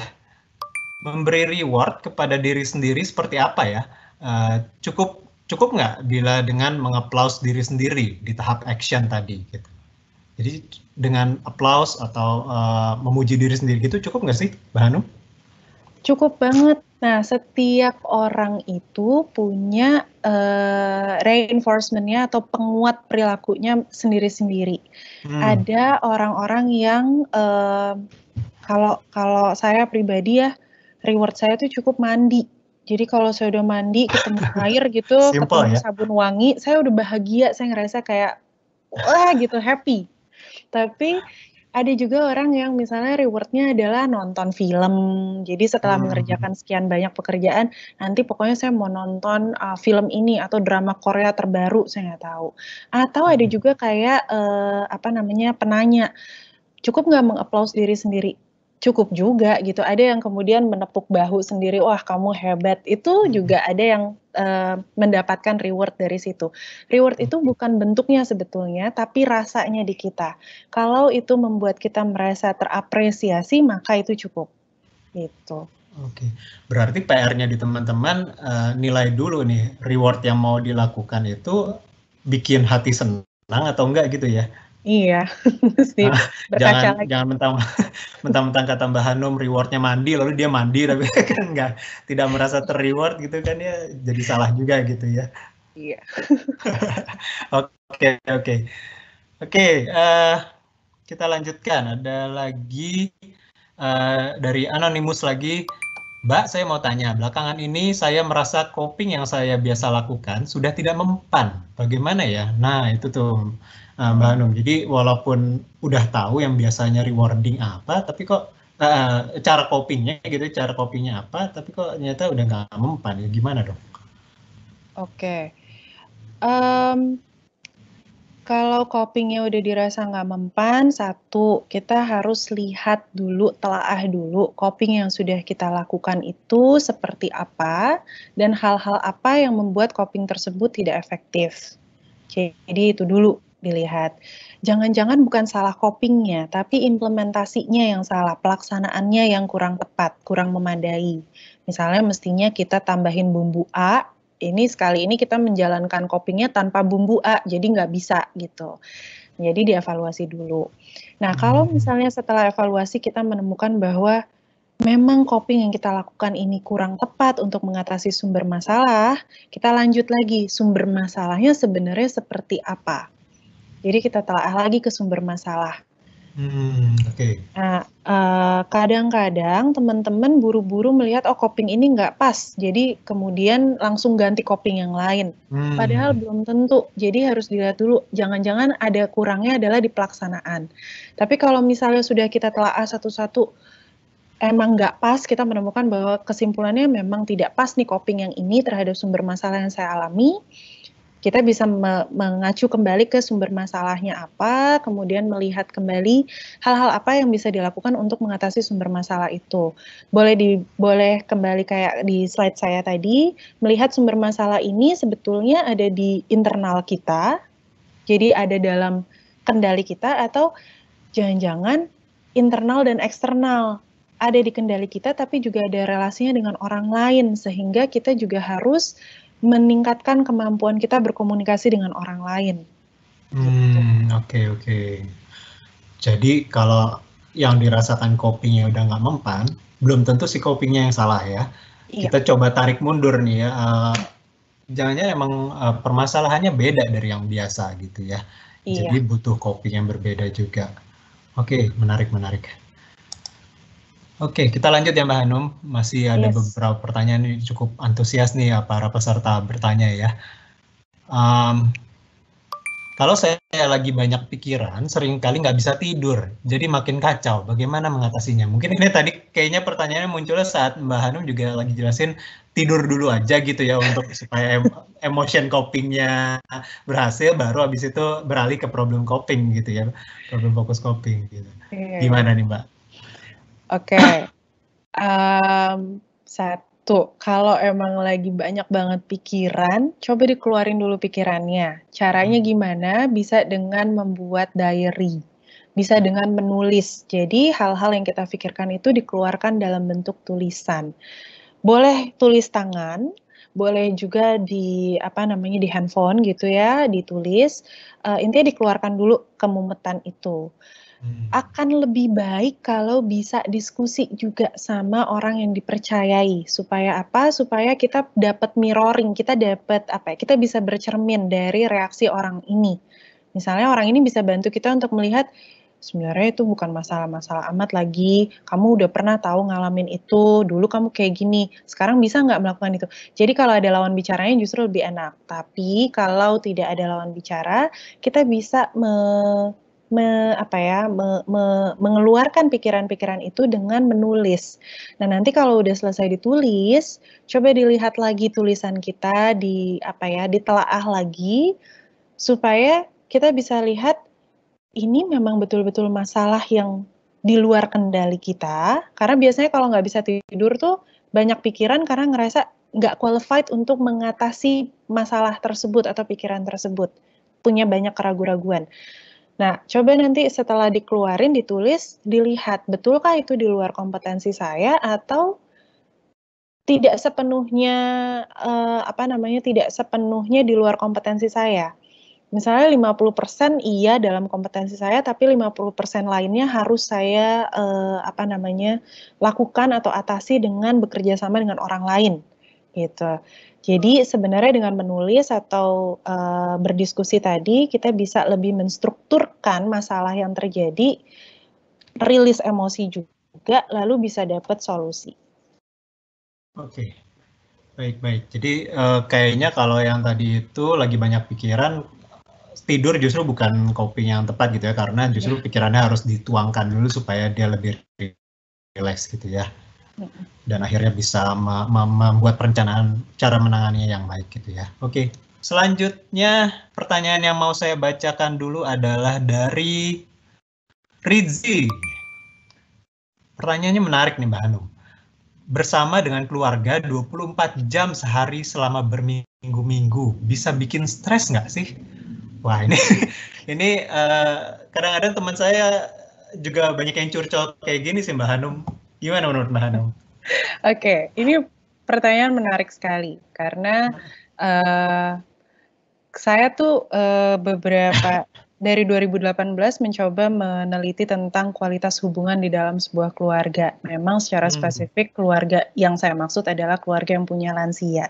Tapi dari temuan saya gini, ketika kita tinggal dalam satu rumah, tentu ada irisan yang gesekan-gesekan dalam hubungan gitu. Bisa jadi gesekan hubungan itu terjadi karena gap komunikasi. Jadi ada kesenjangan antar generasi. Anak ke orang tua, anak mungkin istilah yang digunakan sama-sama bahasa Indonesia, tapi istilah-istilah yang digunakan adalah istilah-istilah anak milenial, orang tua bukan generasi milenial yang mungkin butuh waktu mencerna atau cara mengekspresikan. Jadi tentunya 24 jam bersama keluarga itu jadi satu tantangan tersendiri untuk membuat komunikasi yang optimal di antara anggota keluarga itu sendiri. Gitu. Bisa jadi sumber stres kalau kita tidak berusaha menyesuaikan cara kita berkomunikasi atau melihat kembali pola-pola komunikasi yang ada di dalam keluarga. Misalnya gini, kalau yang udah umur 50-an tahun ke atas, mungkin boleh dilihat yang punya orang tua 50-an tahun ke atas, kalau bilang kemarin lusa, mereka bukan bilangnya kemarin lusa, tapi kemarin dulu. Iya nggak? Generasi kita, ya saya anggap kita sepantaran ya Mas Ari. Mudah-mudahan. Kita mungkin bilangnya adalah kemarin lusa. Karena mengacu pada besok lusa, 2 hari berikutnya. Ini kalau kemarin lusa, 2 hari kemarin gitu kan. Nah, untuk generasi yang usianya mungkin 50 tahun ke atas, kemarin lusa tuh jadi satu tanda tanya tersendiri gitu. Jadi dia tidak langsung menangkap, mungkin dia butuh sepersekian detik untuk menangkap, oh maksudnya 2 hari yang lalu. Gitu. Nah, hal-hal seperti itu yang sifatnya sangat sehari-hari dan mungkin kita tidak sadari dalam diskusi kita dengan orang tua atau dengan pasangan itu terjadi. Nah, ada baiknya gini, ketika kita berkomunikasi satu sama lain, pastikan bahwa kita tuh ada di halaman yang sama, pembahasan yang sama dengan lawan bicara kita, siapapun itu, mau lebih muda dari kita, mau sepantaran, mau lebih tua, tapi pastikan bahwa kita memang membahas hal yang sama dalam pola komunikasi yang sama gitu. Istilah-istilah yang digunakan bisa berbeda, tapi pastikan juga bahwa istilah saya itu dipahami oleh lawan bicara juga kalau menyampaikan istilah tertentu saya juga paham. Kadang-kadang kita dalam tanda kutip saya bilang sok tahu, kayaknya ini maksudnya, ternyata waktu pelaksanaannya salah tangkep gitu. Nah, kalau bisa dikurangi tuh, tanya jelas-jelas apa yang dimaksud kalau memang kita kurang paham. Jangan berasumsi gitu ya, tanya aja supaya jelas gitu ya. Tapi ini menariknya, mungkin nggak ya beda gitu efeknya gitu antara yang memang biasa kerja keluar rumah gitu. Jadi ketemu keluarga ya mungkin hanya saat sebelum berangkat kerja sama sesudah pulang kerja. Dibandingkan dengan misalnya ibu rumah tangga yang memang sehari-hari di rumah aja gitu. Efeknya bisa beda juga kali ya.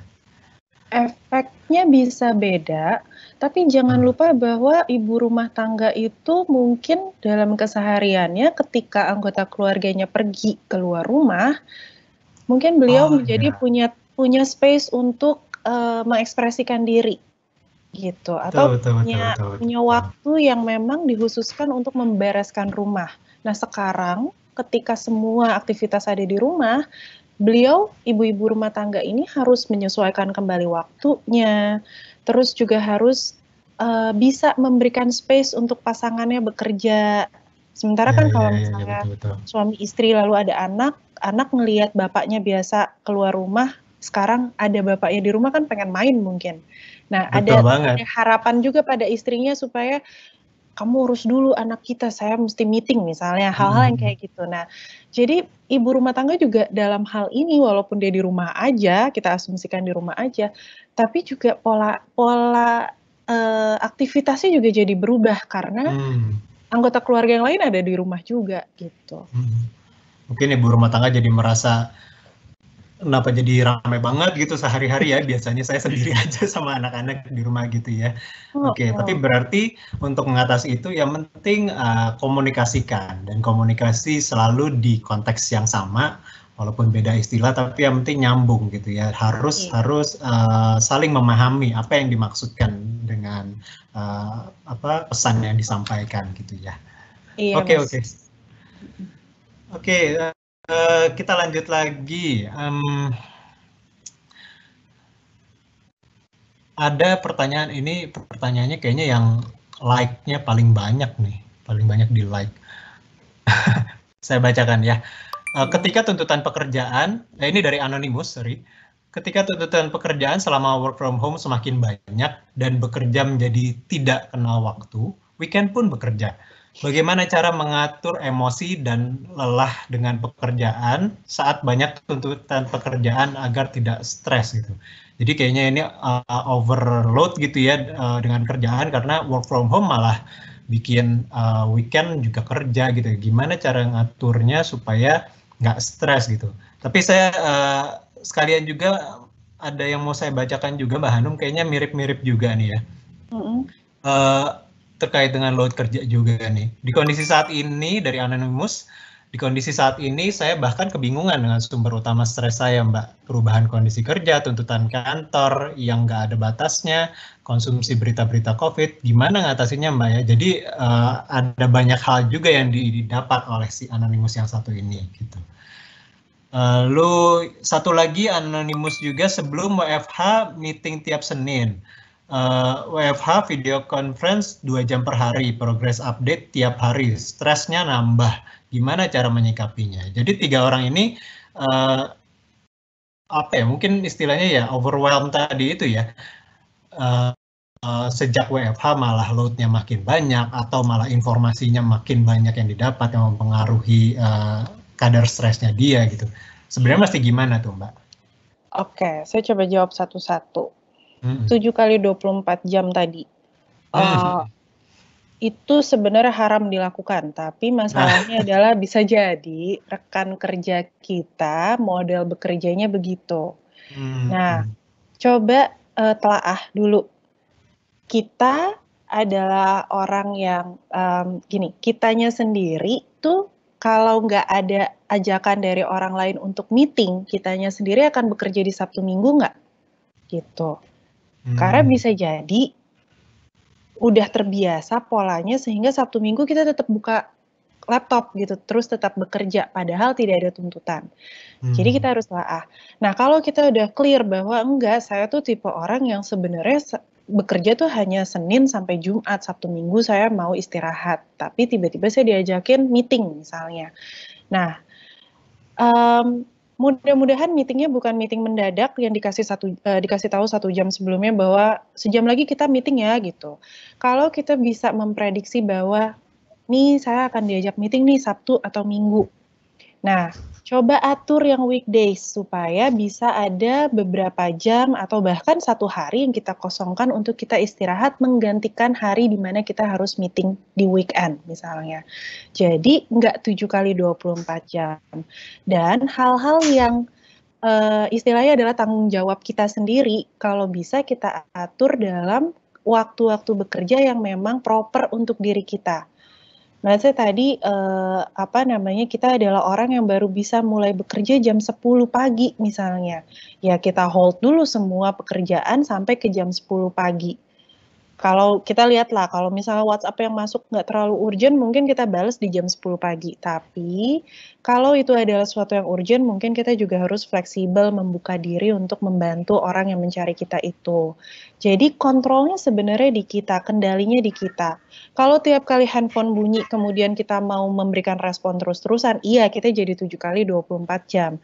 Tapi kalau kita memaintain, kan biasanya nih, di gadget kita muncul notifikasi, kita bisa lihat di notifikasi itu kita bisa seleksi, mana yang harus saya jawab segera, mana yang bisa saya abaikan dulu, mana yang mungkin tunggu saya besok bekerja lagi baru direspon, gitu. Jadi orang-orang yang bekerja dengan kita juga paham pola kerja kita bahwa mereka juga nggak bisa dong mengintervensi waktu-waktu di mana kita harusnya istirahat, justru dipakai untuk bekerja.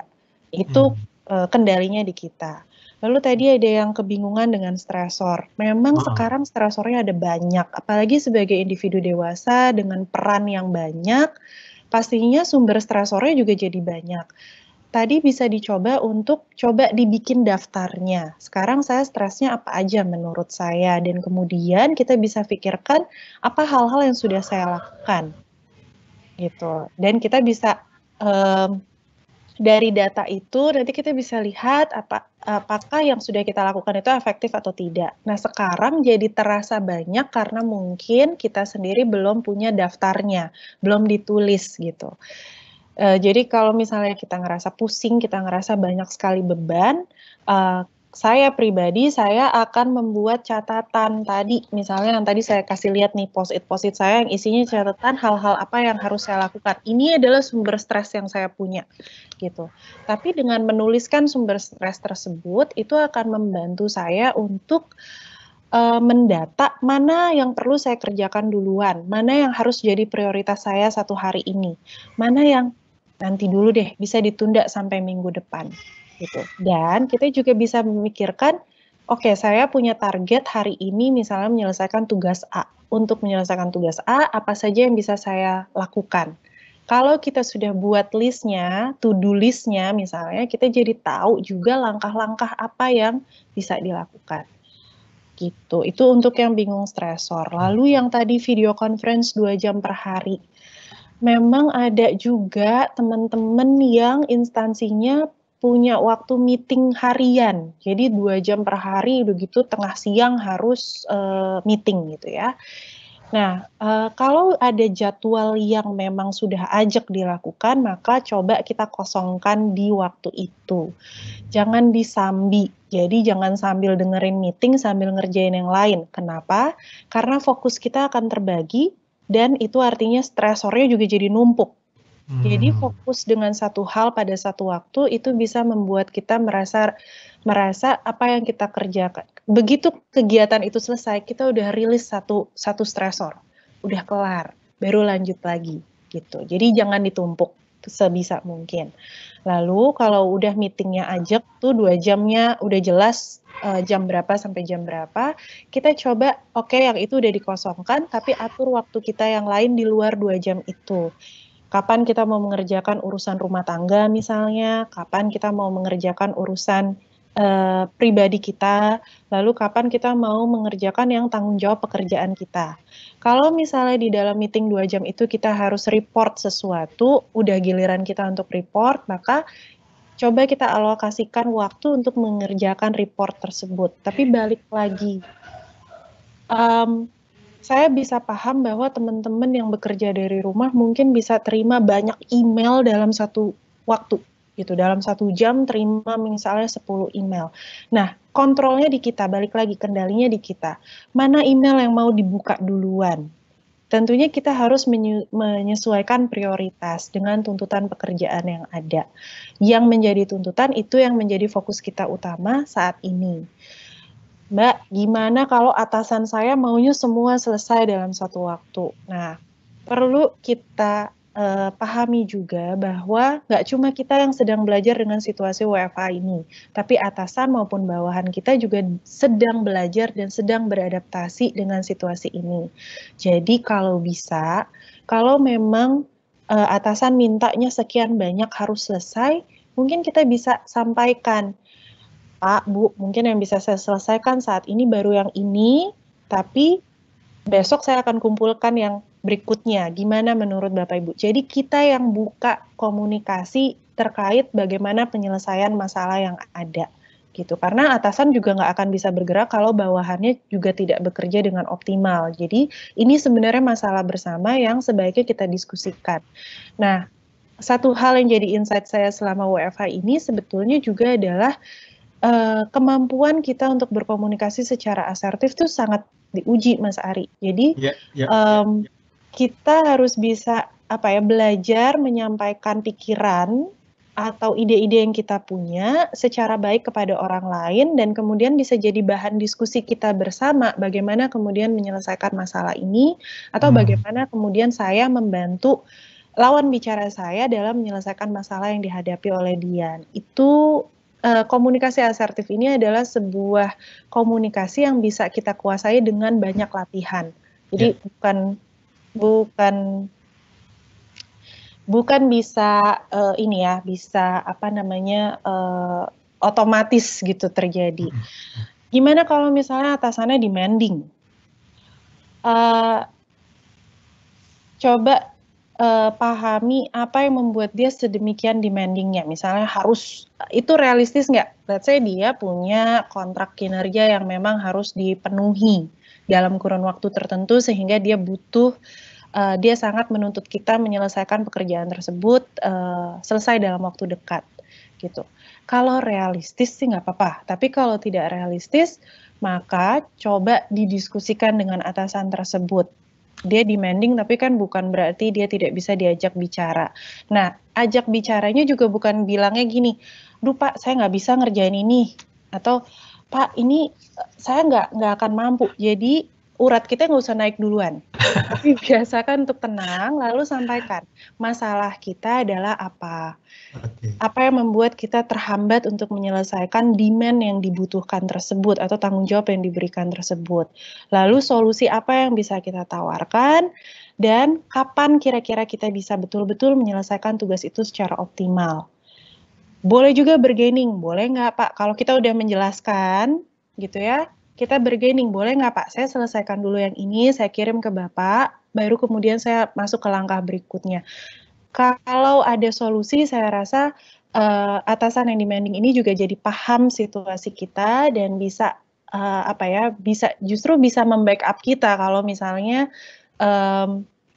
kita butuh bantuan atau di atasnya atasan kan biasanya ada atasan lagi yang mungkin akan nanya, kok ini belum selesai. Nah, atasan kita yang bisa menjelaskan situasinya apa, gitu.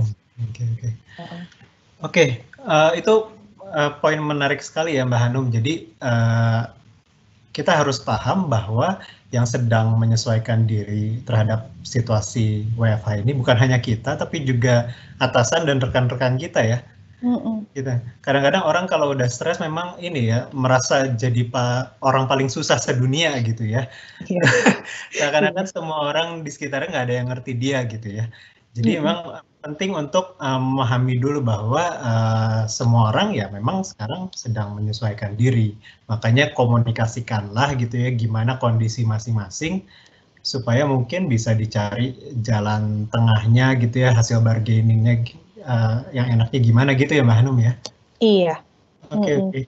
Menarik sekali dan sedikit juga saya simpulkan pertanyaan tadi. Jadi kalau kebanyakan info, too much information gitu kalau orang-orang sekarang bilang gitu ya, bikin daftar, bisa jadi dari daftar itu malah kita jadi nemu kayaknya harusnya yang ini nggak perlu disetresin gitu ya, nggak perlu jadikan stressor gitu ya Mbak Hanum ya. Oke. Baik.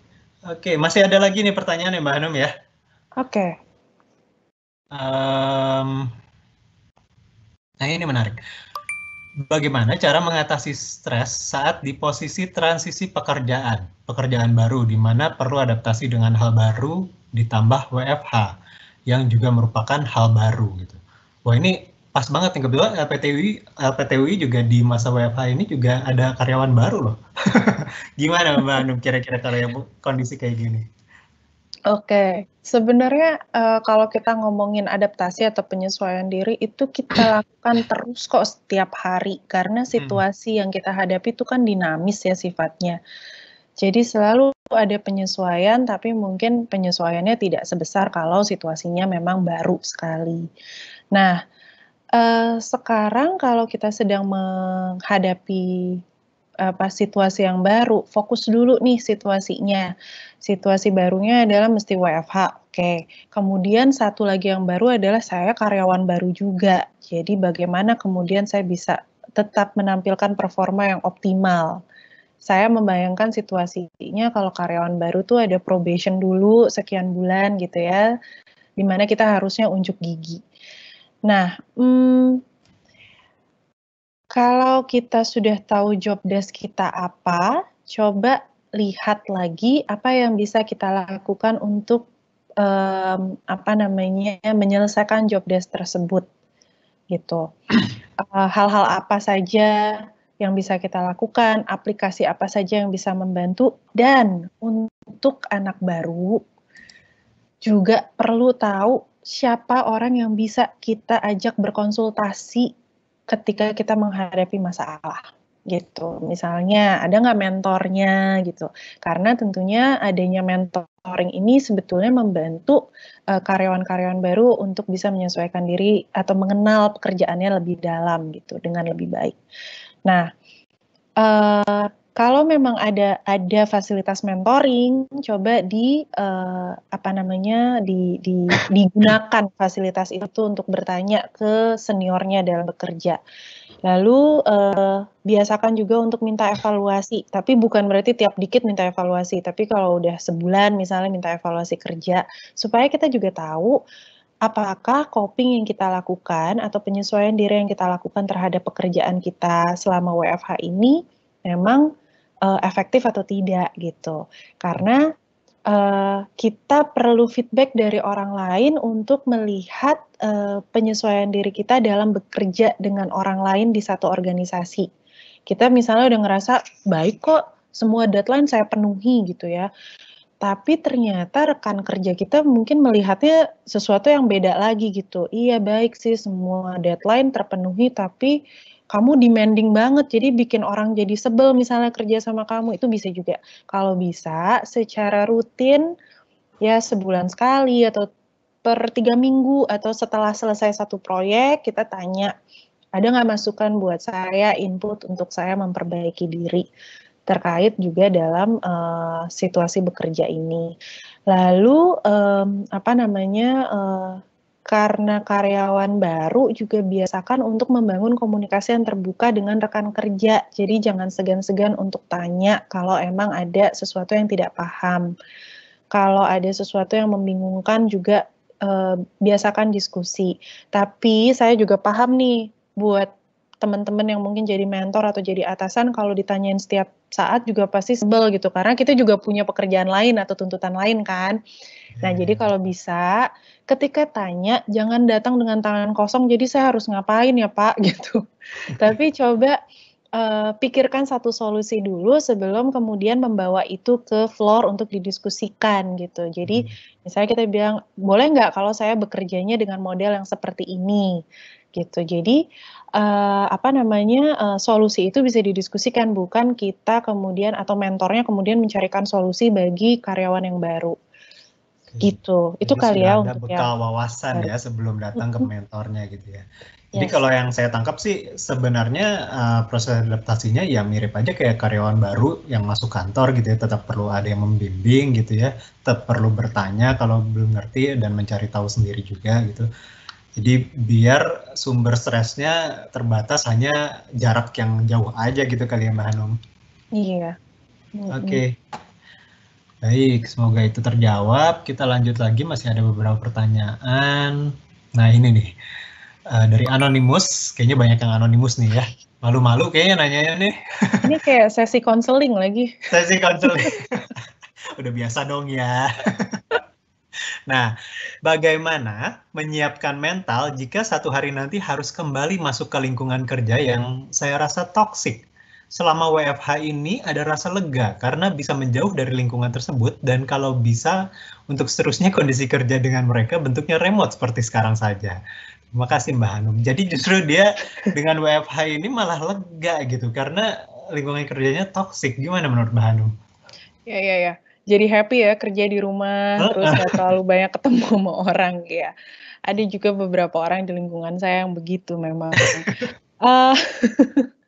Ya kita nggak bisa menutup diri dari situasi yang seperti itu. Cuma gini, kembali lagi, nggak cuma kita sebenarnya yang saat ini,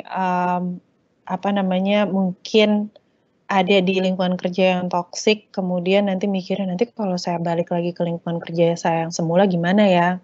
Tapi mungkin teman-teman yang enjoy juga dengan lingkungannya, juga enjoy dengan WFH akan berpikir hal yang sama. Nanti waktu kembali lagi ke tempat kerja, kembali ke rutinitas, saya terpaksa melepaskan hal-hal yang sudah nyaman ada di rumah gitu. Kayak pindah kantor gitu rasanya ya, Iya, bisa-bisa. kayak pindah kantor. Kalau di kantor kan susah nonton Netflix kapan aja kan, kalau di rumah kan suka-suka kita. Nah, balik lagi adjustment-nya tuh kontrolnya di kita. Apakah kita mau membiarkan diri kita terlena dengan lingkungan toksik yang ada, atau kita mau memaintain diri kita sendiri? Saya selalu berpikir begini, lingkungan kerja itu sebenarnya lingkungan profesional aja gitu. Jadi kita nggak perlu sampai harus berteman akrab gitu, tapi yang penting pekerjaan kita tetap bisa berjalan secara profesional dengan rekan-rekan tersebut. Mungkin bagi teman-teman yang merasa punya lingkungan kerja yang toksik bisa juga mulai menanamkan pemahaman ini bahwa yang penting saya bisa bekerja profesional saja ada di lingkungan ini.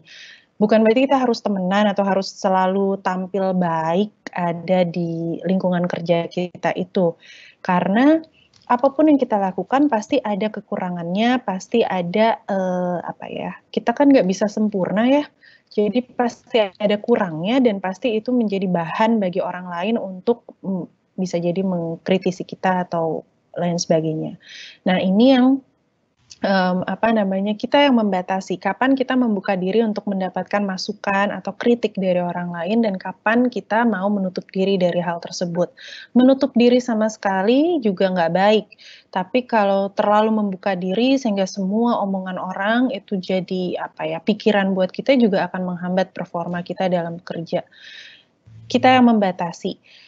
Selama itu relevan dengan pekerjaan kita dan membantu profesionalitas kita dalam bekerja, silakan didengarkan.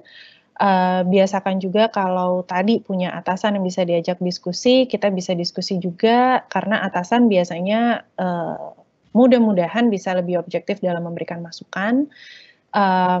Tapi bisa juga kita mencari pertolongan, misalnya cerita sama teman kita di luar institusi, di luar organisasi tempat kita bekerja untuk mendapatkan pandangan yang lebih objektif karena bisa jadi kitanya yang terlalu sensitif dengan situasi toksik tersebut. Tapi kalau toksiknya memang sudah tidak bisa terselamatkan dalam arti kita sudah sangat tidak nyaman berada di situ, mungkin pertimbangan berikutnya adalah apakah mau dilanjutkan atau tidak gitu. Betul. Karena nanti kesehatan mental kita juga yang akan terganggu. Gitu Mas Ari. Jadi bukan hanya berusaha memikirkan gimana nanti menghadapi situasi yang toksik lagi, tapi justru mungkin sumber masalahnya bukan di nanti pas balik, justru harus mikirin lagi apakah memang tempat itu masih sehat untuk dia gitu ya Mbak ya. Oke. Mungkin sedikit nyambung lagi Mbak, mumpung masih ngomongin tempat kerja dan tadi juga sempat bahas tentang atasan gitu ya, masih ada yang penasaran gitu. Kalau ternyata atasannya nggak se-open itu gitu, dan emang tadi kan Mbak Hanum sempat bilang ya, ngomonglah ke atasan, pasti atasan juga mau denger gitu ya. Nah, kalau ternyata atasannya memang tidak se-open itu gimana? Ya, memang kita juga harus terbuka dengan kemungkinan bahwa atasannya itu kaku sekali ya, jadi susah banget diajak ngomong. Ini tips pribadi saya. Oke. Kalau ketemu atasannya begini, coba gini. Saya biasanya akan memulai dengan memaparkan fakta yang ada. Ini faktanya, yang bisa kita lakukan ini. Saya minta arahan, gitu. Saya akan minta arahan. Biasanya orang yang demanding itu karena tidak tahu situasi apa yang dialami, gitu. Situasi apa yang dihadapi. Dan kemudian ditambah lagi dia juga nggak tahu, karena udah nggak tahu situasinya apa, solusinya apapun dia juga nggak tahu. Nah, ketika misalnya kita sudah memaparkan fakta yang ada, lalu alternatif solusi apa saja yang terfikirkan oleh kita, biasanya di situ baru bisa kita berdiskusi lebih lanjut atau meminta arahan lebih lanjut dari atasan kita tersebut, apa yang harus dilakukan. Dengan segala bentuk pro dan kontra yang mungkin muncul dari pemikiran beliau gitu. Dalam situasi ini bisa jadi atasan kita juga menjadi lebih demanding lagi. Kenapa? Ada rasa insecure bekerja dengan hanya melalui laptop. Karena secara fisik kita tidak bisa bertemu langsung. Jadi, sama aja kayak misalnya punya rekan nih ya, kita kerja dalam tim. Kita nggak bisa make sure bahwa rekan kita bekerja di jam yang sama dengan kita. Ya nggak? Dia bisa aja bilang dia bekerja, tapi terus kita ternyata dia malah ngerjain yang lain atau malah mengerjakan hal di luar pekerjaan, itu bisa aja. Nah di sini ketika kita misalnya mengkomunikasikan hal-hal yang sudah kita lakukan, kita bisa juga membantu atasan atau rekan kerja kita tersebut membangun trust atau kepercayaan terhadap diri kita bahwa kita sudah bekerja dan melakukan hal-hal yang bisa kita lakukan dalam kendali kita saat ini. Sehingga dia juga bisa melihat sudut pandang kita sih. Itu. Biasanya demanding tuh jadi banyak hal. Bisa jadi karena dia nggak tahu solusinya atau dia nggak percaya bahwa kita betulan bekerja. Gitu. Jadi yang penting buktikan aja gitu ya sebenarnya apa yang kita bisa gitu dan sampai mana batasnya gitu ya. Iya. Oke. Mbak Hanum, waktu kita makin terbatas, saya batasi sampai 2 pertanyaan lagi nih ya. Boleh, Mas. Oke. Masih dari anonimus juga. Kalau kasusnya seperti ini, saya sudah tahu sumber masalahnya apa, yaitu sulit untuk merelakan atau ikhlas terhadap suatu keadaan yang membuat saya sedih. Ditambah keadaan COVID-19 ini semakin menambah tingkat kesedihannya. Sudah tahu hambatan dan solusinya seperti apa, tapi hati belum bisa menerima atau merelakan kenyataan yang ada. Apa yang harus saya lakukan ketika hati tidak bisa ikhlas dengan sepenuhnya? Jadi kayaknya mungkin ini sedang dalam kondisi grieving gitu ya. Lalu dia tahu sebenarnya apa yang harus dilakukan menghadapi grieving, tapi belum rela untuk move on gitu, atau gimana nih? Gimana? Situasi grieving atau situasi kita harus menerima sebuah kondisi yang tidak nyaman itu memang nggak bisa instan. Ada orang yang mungkin bisa cepat melalui itu, tapi ada juga orang yang butuh waktu tahunan. Saya nggak tahu nih situasinya apa, tapi worst case skenario misalnya adalah kematian orang yang disayangi, itu bisa tahunan jalannya gitu kan. Cuma yang perlu kita lihat lagi dalam situasi grieving yang kita alami, apakah kita tetap bisa bekerja secara optimal atau tidak. Dalam arti kalau kita udah punya pekerjaan juga, kita bisa lihat target-target pekerjaan kita tercapai tidak dalam situasi di mana hati kita sedang tidak nyaman atau sedang tidak bisa let go dengan situasi yang kita alami tersebut. Nah, ketika misalnya proses grieving itu sudah sangat mengganggu situasi yang kita hadapi sehari-hari, tuntutan pekerjaan jadi yang nggak tercapai, relasi dengan orang lain juga jadi tidak optimal, itu udah saatnya kita butuh profesional untuk mendampingi kita melewati fase grieving itu. Tapi kalau kita masih bisa mengarahkan diri kita untuk tetap bekerja gitu ya, terus tetap bisa makan sehari-hari, tetap bisa menjalani rutinitas sehari-hari dengan baik, maka perasaan-perasaan tidak nyaman akibat grieving itu sebenarnya lambat laun akan berkurang, tapi memang kita berproses aja. Nah, ini prosesnya. Yang perlu teman-teman catat adalah ketika kita mengalami rasa tidak nyaman akibat grieving atau kehilangan tadi, jangan dilawan rasanya, jangan dibilang bahwa mestinya kan saya nggak gini, mestinya saya bisa let go, mestinya saya no, itu malah akan memperpanjang proses yang harus kita lalui. Tapi cobalah untuk terima, coba rasakan dan resapi bahwa itu memang sesuatu yang hilang dari diri saya dan itu menyedihkan untuk saya dan sangat wajar saya merasakan rasa sedih itu. Gitu. Cuma setelah meresapi itu, tanya sama diri kita, apa yang bisa saya lakukan untuk membuat saya merasa lebih baik? Gitu. Misalnya, ada orang-orang yang kemudian mendekatkan diri lebih banyak kepada agama, baca Quran, misalnya kebetulan kita lagi puasa nih sekarang. Atau ada juga orang-orang yang kemudian menampilkannya, mengatasinya dengan cara berbagi dengan orang lain. Misalnya melihat, yaudah deh dibanding saya terus sedih, saya coba lihat saya bisa apa sih, apa yang bisa saya bagikan ke orang-orang sekitar saya gitu. Jadi perasaan berbagi dan mendapatkan feedback yang bermanfaat dari orang lain mungkin bisa menumbuhkan semangat pada diri kita untuk melalui proses grieving ini lebih lanjut. Nah, yang pasti prosesnya tidak boleh dilawan, tidak boleh dipaksa untuk berhenti, tapi biarkan proses itu berjalan secara alami. Dan yang perlu kita lakukan selama menjalani itu adalah memastikan bahwa satu, kita tidak melawan proses itu. Kedua, kita tetap berfungsi baik selama menjalani proses tersebut. Sekali dua kali nangis tanpa kita sadari akibat grieving itu wajar gitu. Tapi ketika misalnya kita sudah melihat bahwa kok saya jadi males ngapa-ngapain ya, males keluar rumah, males berinteraksi, badan udah mulai kurus atau justru jadi lebih gemuk karena makan terus. Nah, itu adalah saatnya di mana kita butuh pendampingan profesional untuk melewati fase nggak enak ini. Oke, jadi intinya proses berduka itu memang tidak mudah gitu ya, tidak bisa instan dilalui begitu saja gitu ya. Pertama pasti kedukaan itu tetap perlu diberi kesempatan ya Mbak Hanum untuk keluar gitu ya. Iya. Dan jangan lupa untuk mengambil langkah untuk memperbaiki diri, dan kalau sudah tidak bisa melakukan sendiri, jangan malu teman-teman untuk mencari bantuan dari profesional gitu ya, ke psikolog gitu, jangan pernah malu gitu, karena kadang-kadang masih ada aja sih memang orang yang malu lah datang ke psikolog gitu. Kalau datang ke psikolog itu tanda kutip emang saya gila apa gimana gitu ya, masih ada pendapat yang kayak gitu ya. Jadi jangan malu-malu, jangan takut-takut untuk datang mencari bantuan ke profesional. Oke, yang terakhir nih pertanyaannya, bagaimana kalau pasangan sibuk sama dirinya sendiri, tidak peduli sama urusan rumah tangga, padahal asisten semua sudah mudik. Saya jadi stres karena urusan kantor dan urusan rumah, tapi mau ngomong kayaknya udah kesel duluan gitu.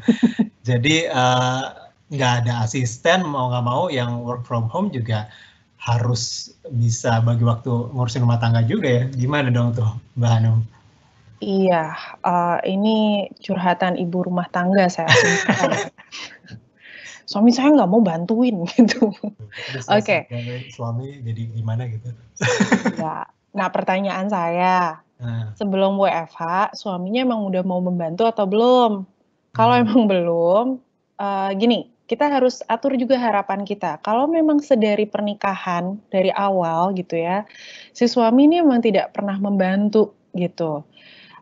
Ya paling banter cuma ngawasin anak main misalnya. Ya nggak usah berharap dia kemudian jadi ngambil gagang sapu dan bantu bersih-bersih rumah gitu. Jadi kita juga harus punya adjustment terhadap ekspektasi yang kita miliki terhadap pasangan.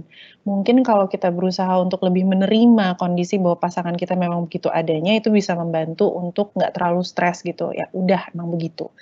Tapi kalau misalnya mau dicoba dan saya rasa ini layak untuk dicoba, bisa juga disampaikan keluhan ini, tapi mungkin penyampaiannya juga perlu persiapan yang matang. Dalam arti kita harus kepala dingin.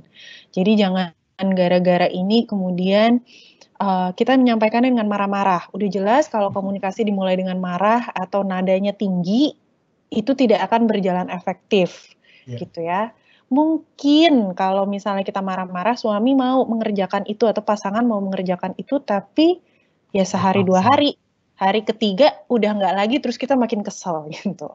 Jadi persiapkan diri dulu untuk kitanya tenang dulu, lalu coba deh susun kalimat yang baik, yang manis gitu ya. Apa sih yang bikin kita terganggu? Dan kita sangat senang kalau dia bisa bantuin kita melakukan apa. Spesifik. Jangan, kamu bantuin dong aku beresin rumah. Kalau rumahnya besar, yang mau diberesin yang sebelah mana gitu. Jangan sampai nanti suaminya berpikir ya udah cukup dia membereskan area kerja dia itu sudah membantu. Padahal yang kita butuhkan misalnya dia menyetrika baju gitu. Nah, juga sampaikan hal-hal apa yang sebetulnya ingin kita ditolong oleh dirinya, spesifik gitu. Nah, kalau misalnya suaminya sudah atau pasangannya sudah mau melakukan itu, jangan lupa diapresiasi. Karena itu juga meningkatkan kepercayaan diri dia untuk membantu kita. Jangan-jangan nih bisa jadi dia diem aja karena selama ini kalau dia mau membantu, nah nih refleksi ya. Kita bilang, udah nggak usah aku aja. Ya kan, suka ada tuh yang gitu, udah aku aja, kamu udah sana aja gitu. Nah sekarang ketika kita lagi butuh pertolongan, dia udah tidak lagi menolong karena biasanya dia udah ditolak gitu. Mungkin si suami mikirnya melipat baju adalah me time-nya si istri gitu ya, jadi nggak mau mengganggu me time.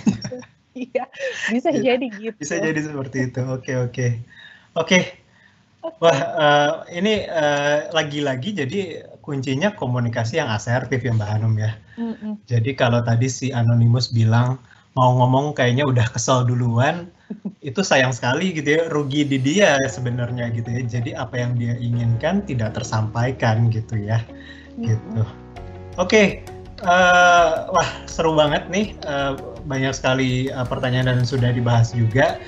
Waktu kita sudah makin tipis, malah udah agak lewat dikit gitu. Saya coba mengambil kesimpulan ya, Mbak Hanum, dari paparan kita, dari webinar kita hari ini. Jadi memang ternyata perubahan itu bisa membawa dampak stres yang sangat signifikan gitu ya ke masing-masing individu gitu ya. Dan individu reaksinya bisa macam-macam. Ada yang bisa menerima, ada yang lebih sulit gitu ya. Dan akhirnya cara-cara mengatasinya juga beda. Yang penting sih peka terhadap diri sendiri, coba pahami apa sih yang jadi masalah dan kira-kira gimana cara mengatasinya. Dan sebelum itu kalau mau memberi kesempatan si perasaan itu untuk keluar juga sangat dibolehkan. Itu justru emotional focus coping yang bermanfaat sekali sebelum masuk ke problem focus coping ya Mbak Hanum ya. Iya. Gitu. Dan jangan mudah menyerah karena proses menghadapi perubahan, mengelola stres ini bisa jadi siklus yang terus berputar. Kalau gagal, coba lagi sampai dapat cara yang tepat. Oke, ada lagi yang mau ditambahkan Mbak Hanum sebagai penutup? Cukup Mas, pokoknya tetap semangat teman-teman bekerja dari rumah. Semoga bekerjanya tetap optimal dan kita tetap sehat mental. Amin, semoga kita semua tetap sehat ya. Oke, terima kasih banyak Mbak Hanum sudah mau ngobrol-ngobrol di webinar LPTUI siang sampai sore hari ini, sangat bermanfaat. Semoga teman-teman juga dapat manfaatnya, bisa menerapkan dalam kehidupan sehari-hari ya. Untuk teman-teman, saya rasa cukup sampai di sini webinar kita. Terima kasih banyak, semoga kita semua tetap sehat. Selamat menjelang buka puasa bagi teman-teman yang berpuasa. Sampai ketemu di seri webinar selanjutnya. Bye.